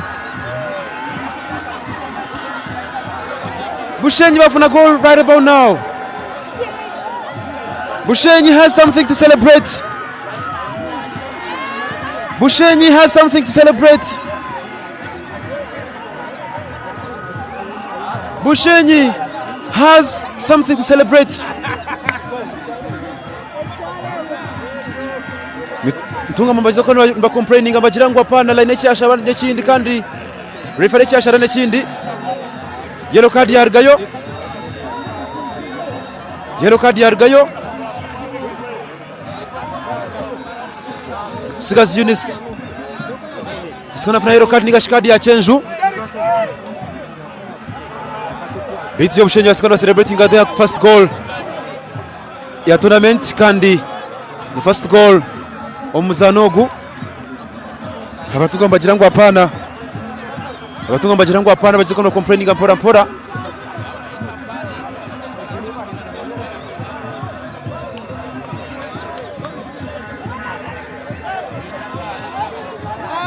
Mwana wanje asimwe Polnas Najirati live ni mubende nabuza Kashari byagishobereho Kashari ne baraziro kandi timu ya Rampara ne barako emwe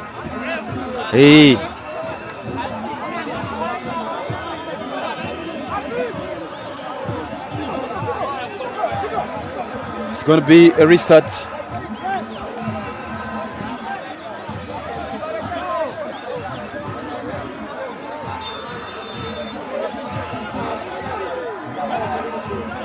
Bushenyi Goremwe district ya Ntungamo 0.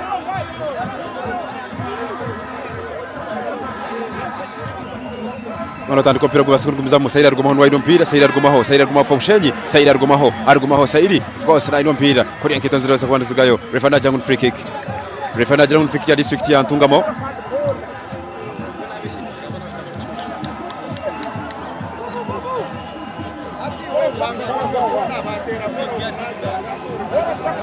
Free kick for Ntungamo.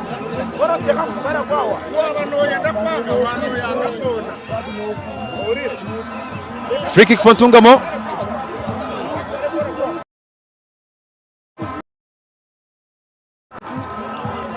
Proseningwa basikona kutapingamo.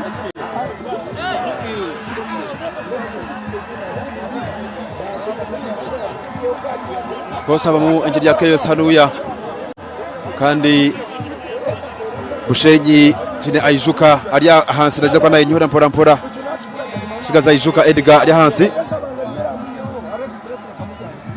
Aijuka Edgar soka naye nyura mpora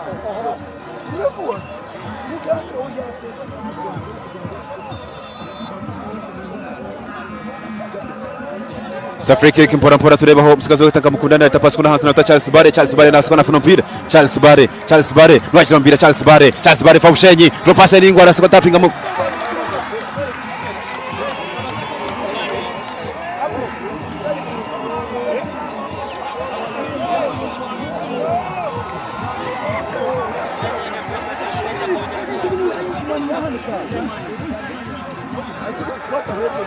It is the corner for district kandi Bushenyi once again.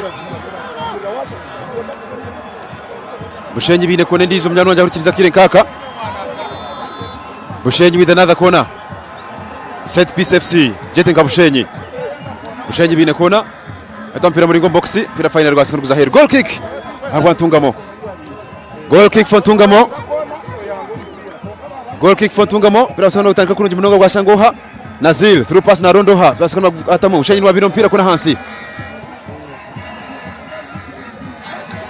Sigazi Mwetenka Staron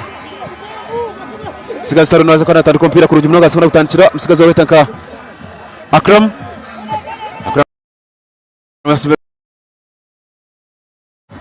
Sina Bushenyi Sigazi wetanka Edgar sikona tapinga ukandwa sikona guraga now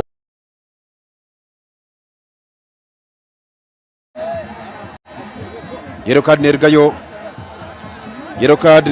Sigazi Jawab district kandi ya Bushenyi Job na sikona funa yellow card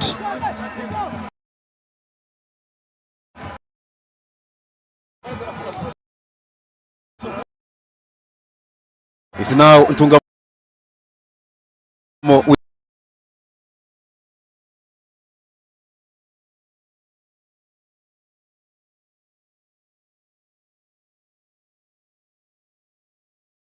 Tindika referee ya free kick kabadi district ya Ntungamo Sairi argumaho yasikona bamusambira kubi in fact yasikona shamba kubi yakushambira kubi niyo nzima Benon ne free kick kabadi district ya Ntungamo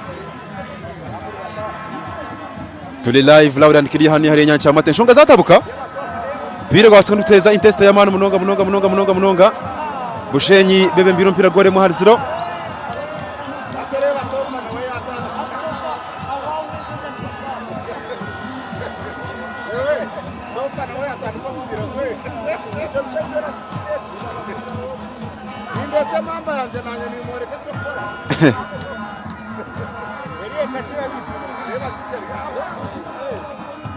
Niyonzima Benon yasikona sigara cyo muhansi kandi district ya Ntungamo bize ko bafuna bamuferizo bujanjabi.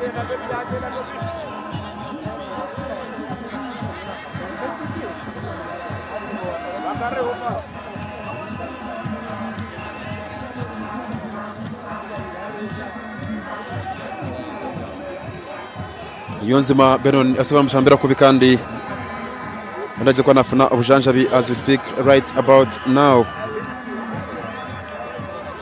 Yeah, as we go on, Baguma Alexander, this guy is like mama, is like, this guy likes kare wabara mnyano wanje Baguma Alexander. This is Hasi Bushenyi Nechira Ntungamo and Semboga Francis Yajirati. It was a straight corner and no, it was not a straight corner. Kira gutapinga mukandi gwabasikana gurugawe kwasikana gwataka timba. Side area Mbarasite asikana ikora isinga. Isinjiro emwe Mbarasite gore emwe.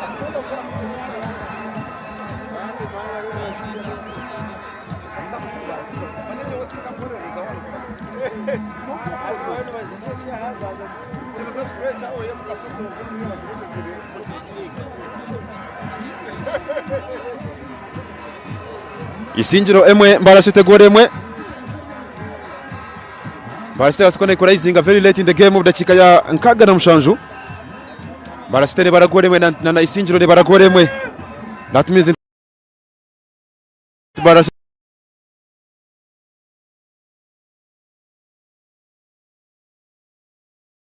emwe Buhweju ne bara goals ibiri iturugambire ebi.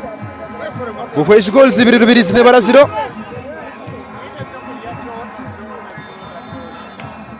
It is Edward yasubira mpira muringwa tureba Viana asikona raba mukano mpira wagoreka goalkeeper asikona kwata kurungi mnonga wa district kandi yabushenye asubira mpira muringwa. It is now counter attack Edward Fontungamo Edward versus Said Argumaho Edward no mpira Edward najirangu Said yasikona mshambira ku free kick offside kuri Buhweju ne bara goals ibiri kandi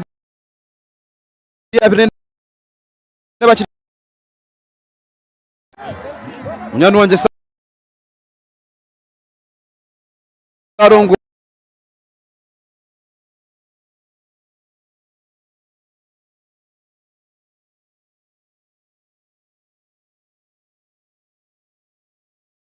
Here comes Bushenyi.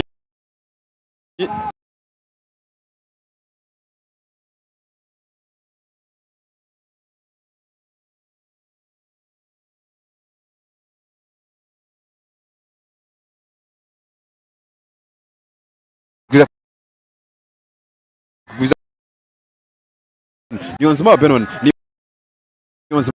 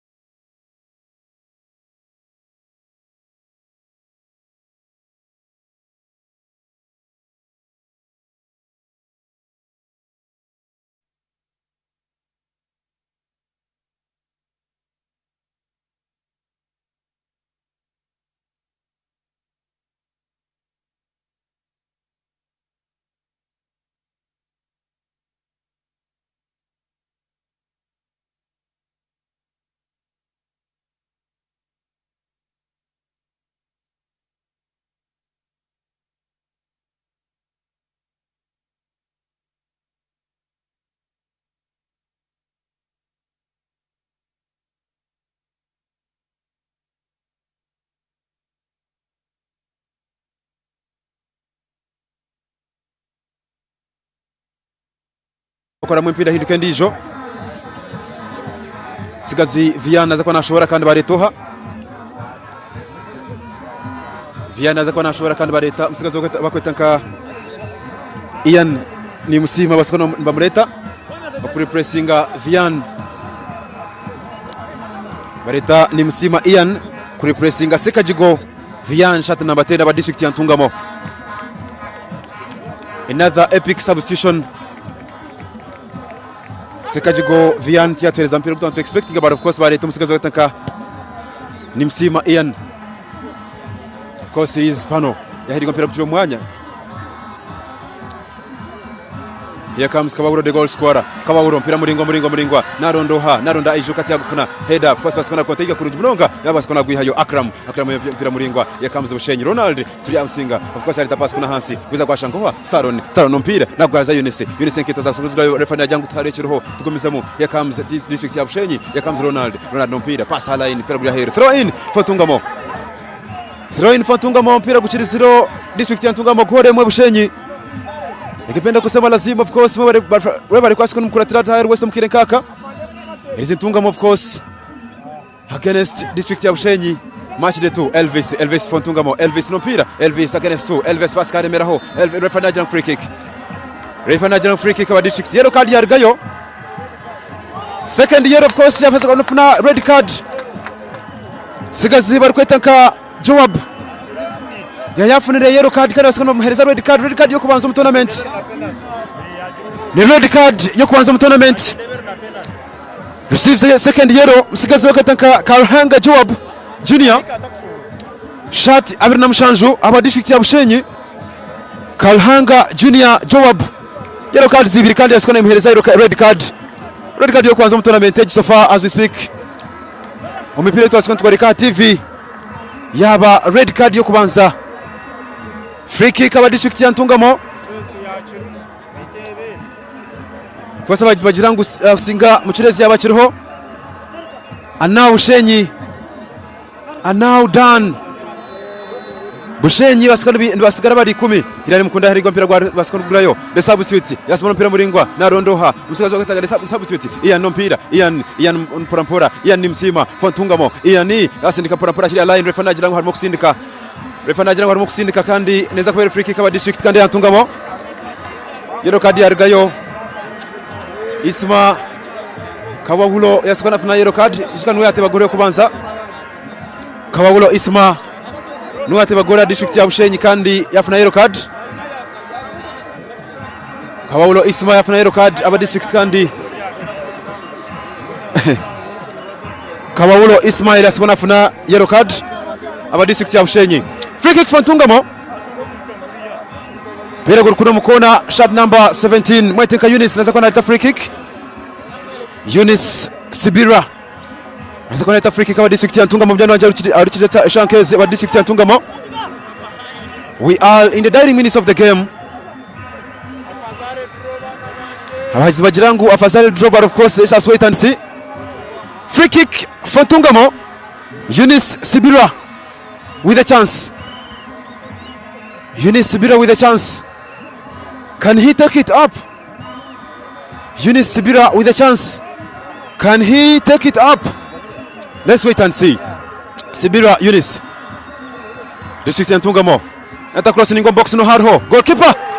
Esikona kwata kurunji munonga. Mwetenka Kasim Hazif yasikona kwa mpira kurunji munonga district ya Bushenyi. Nasubira mpira muringa. Uchiriyo mwanya. Is now district kandi ya Mitoma. In fact district ya Ntungamo. Here comes Charles Bare kura apasa line narondoha. Naronda Aishuka Edgar mpira guchira line final kwa second guita. Final mpira kwa second guita kandi neza kuba iri throw in aba district kandi ya Bushenyi.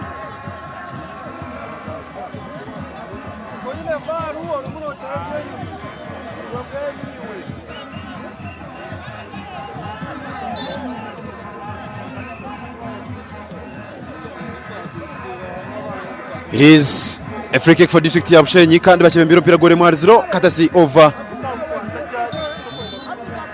Kabawulu. Throw in batasikana batandika kurunji munonga line naronda Charles Bare nagushanga nigatagushanga. Television sekona gushaka kurunji munonga sekona kanga. Charles Bare back pass dore cross ningwa kandi rwasanga mugera kimwa heru neza kuberi goal kick ya district ya Ntungamo. Goal kick for Ntungamo. Goal kick aba Ntungamo.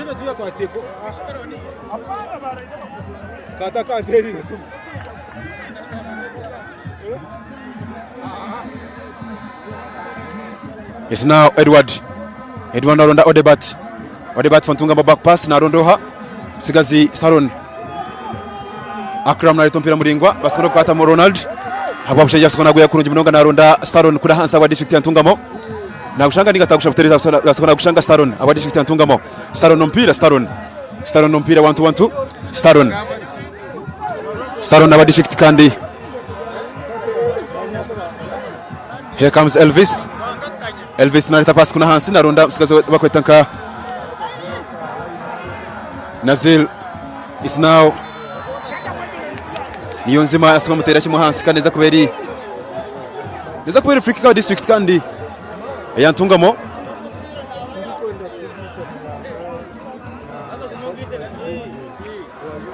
Tuine edachika just inazonga twasikwa edachika chenda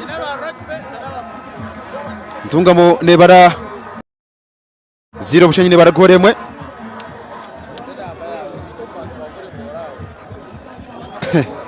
This is at the nation Najrati ref time Prosper and Bushenyi Ju Kare Vincent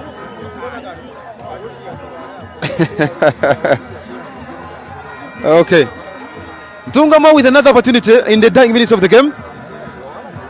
Ntungamo bino mu gishogundi akwasa kwa notwarekangu they can play their best. Sigazi Nazil arya free kick. Sigazi Nazil arya free kick kandi district ya Ntungamo bazanga ko rempida hinduka anytime from now. Sigazi Ainaman Junior Nsakwa na tahamu is now Nazil right across ningwa kandi basanga kutomeramo kuna hansi finally gasanga guita throw in. Ainaman Junior Nsakwa na tahamu amwanya aba district ya Ntungamo. Ainaman Junior Nsakwa na tahamu kandi Ainaman Junior aba district ya Ntungamo Nsakwa na tahamu kurungi mnonga. Tureba line Staron for Ntungamo na ita cross ningwa na rondo asaira asikona heriga gwargayo gwasanga Figo akoreza Elvis aba district ya Ntungamo. Elvis babiri bashatu Elvis Ntungamo is now Elvis tropasa ningwa mama nyamo pira gula heru kurungi mnonga pira gula heru dashika tira just ishatu zoga twese twendero za nogu dashika nisha tuzonga twese twendera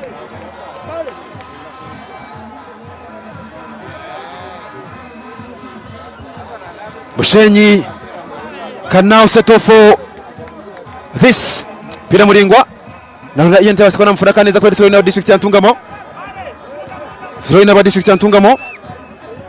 This is Wenje Jones Najrati Ntungamo versus Bushenyi will end 1-1. Dekaturinde.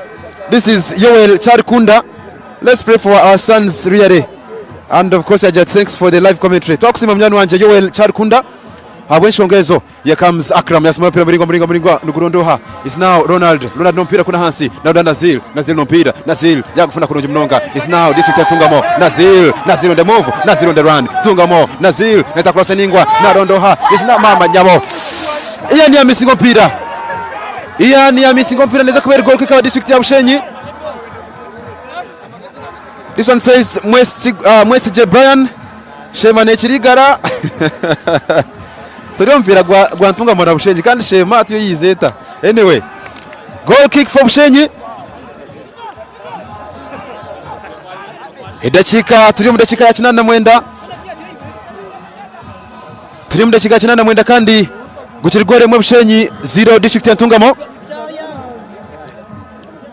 Turu pass Figo yasikona kufuna ba district ya Bushenyi. Saidi argumaho no mpira Saidi argumaho pora Saidi argumaho Tina arho Saidi argumaho na ringa no mpira Saidi versus Akram Saidi versus Odebat Saidi once again Saidi taking on all the three na Sarababiri versus to cross mama nyabo kakareka P1 Akram yagufuna Akram no mpira Akram for district ya Ntungamo is now Yunus no mpira Yunus Ntungamo basa kwa wasaba kabula pora ya Garzoha ya Akram pora district kande ya Ntungamo turu pass ningwa na rondoha turu cross ningwa na gushanga nigatagushanga through pass mpora fast jab sikana kufuna Ian baguye hayo ya comes kwegamba kabawuro kaura Isma the goal scorer na tero mpira muringwe ntumuki kandi pira guciro kula line gwashangoha Eunice no mpira Eunice 1-2 Eunice mpora pass kula line na kufuna msikazo katanka Ian cross ningwa na ronda msikazo katanka Benon cyase kona mfuna kandi bagwendiga gurya heru naza kwera kona irize kona Fontungamo is a corner from Tungamo. This is Tungamo Guajita Kare Tele crossiningwa. It's not Benon Mama Nyabo goalkeeper passes the one. Junior misses from that close range. Ainaman Junior. Ya missinga. Mama Nyabo.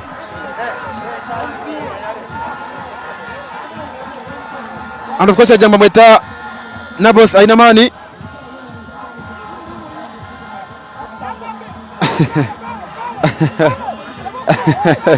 Kare Muhammad live from Mitoma bari mnyano wanje Rona tureba kuri mu Saudi Arabia yajya tumushenyi ju Tule crossiningwa gwashango msigazi wa Tankarona Doti abasana gwihayo kuri mnonga wa debate for district Antungamo ata crossiningwa washangoha is now Ian Shiraka guchiriho washangoha Charles Bari yagumisinga washango msigazi wa Tanka Edward tule passiningwa kuri higuru na kufuna Akram Fontungamo Akram no mpira Akram Fontungamo pass mpora Tungamo Ntungamo no nyiganye no turebe nani yanse kurugamo eshaga meshankezi kwiza gwashango Nazir yarondoha Mama Nyabugwa bouncing guchiro kuri higuru nugushangoha msigazi wa Tanka Ian yarita crossiningwa guchira higuru mitwe Nazir yagumisinga ya comes district Antungamo basakano heading guchiro mwanya pora Edward nashangoha chana ba 80 pamwe Tanka Elvis batega pora sakana arabaho enkito nizirgayo Charles Bare yatema free kick for Ntungamo twakonda chikachenda kandi ndashikachenda za sakano zijura kandi tukarebera referee nayo nyiga free kick aba district kandi ya Ntungamo. This is Yajebwa Ivan Nawarho. This is Alimpa Desire Najirati please ref time. This is Alexander yajana supporting a district ya Bushenyi Kanu Wibanda. Nazil for district kandi Ntungamo in a chance kwasa kona funira district Ntungamo anything from this one. Ainaman Jonan ajati Bushenyi yateba dire crossiningwa Nazil man goalkeeper sikona kwata kurunji mnonga goalkeeper sikona kwata kurunji mnonga goalkeeper sikona kwata kurunji mnonga kandi wa district ya Bushenyi Kasim asmano pira muringo pchiro mwanya is now Nazil na herezoha pira guri mwanya. Here comes to Singura Ronald district ya Bushenyi. Nazil throw in for Ntungamo.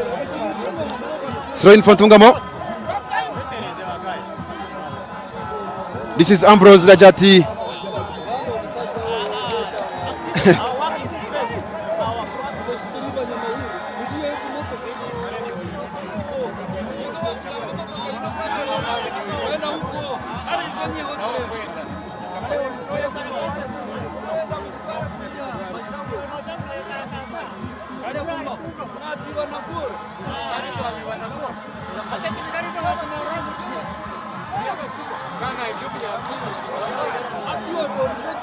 And of course Akram no ino mpira wa district kandi ya Ntungamo leta crossiningwa arabasha babiri babushenyi bari hansi babiri bari hansi musigazi taremo Ronald ari hansi actually tujasinga Ronald ari hansi. This is Bakasha Gilbert yagira ati Ntungamo nekira Chelsea na the Blues. This is Mushabe Stewart nagira ati Nyakabirizi Bushenyi juu Kenneth Muhezi Shema nekira neza na ryari Shema. Of course they will play the next game omuka maze kwa district ya Ntungamo that is ebiro akandi 21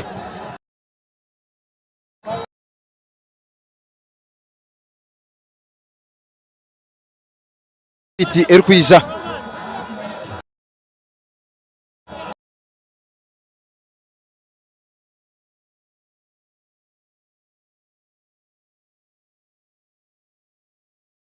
player of the match is Bushenyi goalkeeper.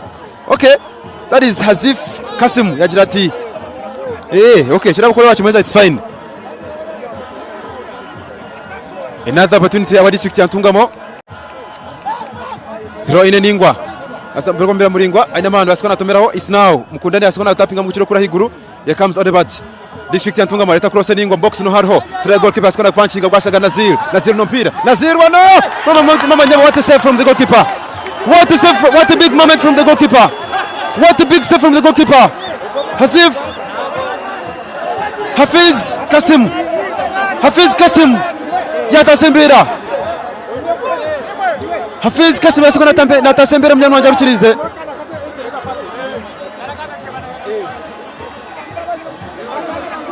It's a corner from Ntungamo. Cross Ningwa wano Junior. And of course the ball goes wide. Nechivanti ompira kwa sekondi kuhenderwa gutyo. Timu ya Bushenyi bafuna muhanguzi of course for the first time in addition age.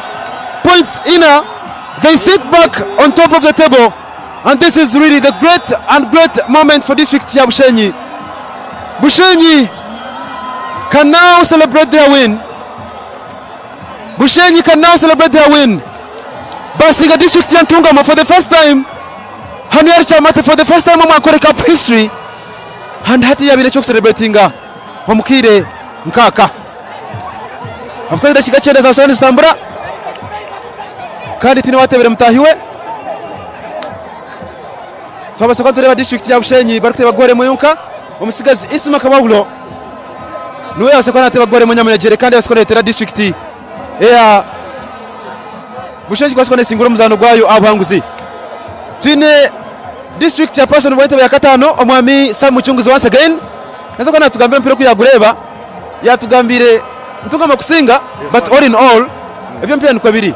Mpira wagureba tamnyano wanje. Cyo kubanza cyabyona nimbaza kusima timu zibiri zona ya Bushenyi hamwe na ya Ntungamo kind of course bene ompira ogu cyo kubanza cyabyona nisima I first congratulate Bushenyi okurangu yatusinga timu eto yabagora emwe arubusha konka all in all ompira ogu gwaba murungi kandi tugwagira bizibu bingi ninyesigangu officiation yaba fair kandi yabo kuba inyo muzani manyo mpira buri omwana na timu yesinga mbwena ryoru I accept and concede the defeat that Bushenyi yasinga konka as always the best team has lost. Okay. That is kugira chairperson wente ya katano kugira ati the best team has lost ningashi a team kandi enunji asekone ruzingo mzano kogu reka twaseka tureba hona na honorable wa Bushenyi atugira ati nza kuhangura mpira kandi finally yasekona guhangura ompira nashika cyenda zaho kandi wahangura mpira gore marziro gore munyamunejere kandi yo kubanza mu group page mpira wagure bota kandi amashimerano yehuriro teshayize kuhangura mpira gwabonera kandi timu zona zazanaje koko nagambire ompira kutwanzuzana rizoba no mpira go mukago so twazanaje timu enunje ne yasinga ya Bushenyi kandi nkaburizo ntubakira mwija Bushenyi next game again twagaruka tusinge Bushenyi oye. All right, ogwe ni honorable Cohen kandi asokona tugambira uti no mugurusi akandi we no mwari yawe kandi kujanta maybe nembere yawe asokona tambura kurunji amazina makwetoa makafure kachako meya Ntungamo municipality. Okay, twakutaje bega tar west ompira kwa asokona kwa gore mwari zero nfeva Bushenyi yo wagure batanko muntu kandi no ihurura tabanywa kuruzingo muzano ompira kwa kubonire ko karu free yagwita referee yashisho mpira ompira kwa kutinde songo akwani mwana mucherebera na yeto na tware byatusobera na kabame bona bazanaje. Okay, ongambi free yabishisha mwene twaruzingo muzanogu tutekateka cyo muzano okukwiza mukabembeze ba Ntungamo muza kuteta mpira china munongo mu second game anzu muza mutagira timu ya Ntungamo abantu mangu ahera azeneja kusinga abo kuba cyangwa umuntu wona yachereba ngori ibiri za sarwa nebindi byabo bayi mbona cyabonera. All right, kurigirana chairperson kandi brother meya wa town kase ya Ntungamo yatugira ati mpira bya sekonde baho nibe bya sekonde baho kandi tire kwa tambura kandi twari basekonde turembere kuko sekonde tambura se kwa tufunaho na nomomba kandi abafiti kandi abanyabushenyi oguno mvugi wo motoka ranganwa kandi umuntu omanu munonga kandi nawe tumwina hanuya sabo tumanya ngunovuga matokasempa kabana uri mupira nikikuretera mashemero cyane munonga kuzana umupira nkogu kandi ugare bushenyi yasinga yo kwagira nashemerwa munonga nyonko muntu ogurwo muri Bushenyi district nkija ntungamo nkabasa kuwininga na goremwe Arusha nawade twatuenda friendly muri ankore cup tournament twende kukundana twende kuba bamwe twende kumanyana konka nito twantwenda mukawini nk'abantu babiri bayiza kuzana na shema kabaje hostingire tukagwa draw konka twanshemererwa twagira ko shima twashemerwa munonga twafuna ka win kitwaka kabaza kukorufanya kugira ngo ntubasa sofom group yitu turi ahead abo kwanto expectinga 10 muri Shema district igarantiza kuba turije munonga nobere neza kuba tayayise nkashema district konkantu ndo expecting ayo goals 2 ine byatubiro nk'abantu abazani bitu bana umtime kero bochere ketarije konka turije na nato atakwenda ngutsingire munonga abo jang twantwenda kunsaba ntungama ekintu konka twiga mwena abakunzi ba fans bitu mugume mugende murebe umupira no gwanyu gwankore. Alright, tuko yartofa katera kanu majizo wa district kandi ikia Bushenyi. Tunahona no wantunga mahanuya. Of course nawe tugambira amazina bakweto hasaba. Amazina banyita Franka Korganya Chera kandi umuhajizo wantungamo. Ompira tugamo yeboniro mu cyayi na muno sekende hafu konka uko kumanye byo mpira chance neja na nomwe eja bwenshobe yananka konka mpya gwagubonire nka referee ya favoringa maba Bushenyi konka cyo tsine shongo mpanka. Of course tosanga tufuna ukanda abantu bingi buri muri akombo ngo kweye nguba ine tosanga tufuna ukanda team keji turi kureba district yantunga muri kusingwa kandi gore mwarziro babasingiro muka I need no manyangu next game they will come to kandi bazanga bazabujenyi tunga moneza kuzakoneta ira district ya Shema that is sabiteri kwiza kanza kwatufunaho kandi akabera embere nungi most especially atantu rebaho district kandi ya Tontreba district ya Kagame ya Bushenyi basikana basingomuza nabujenyi and don't expecting ibintu nyamwinji most especially umupira nkogu but anza kwantufuna ho kandi mbere ko kweri doje kwantufuna twabasa kwantufuna district ya Bushenyi bari kwasikana bari gaye bakaruzinga umuzano bakangura umuzano gwabujenyi but remember the next game anza kwantongera kwantufuna performance nunje Bushenyi ne kurasa kwasikana izana district ya Shema bari kwantbaza kwa bari yabujenyi but Shema ntungamo basakana tayira district ya Shema that is akandi embere kuza ntambara side ndizo twareba district ya Rubirizi eri kusingwa bujenyi bweje abasabone kisiga goals kandi swingana 2 hari 0 then barasina na isingiro gwa basikon kwa gore mwariemwe and hanuya basikon kwa kandi gore mwe in favor of Bushenyi.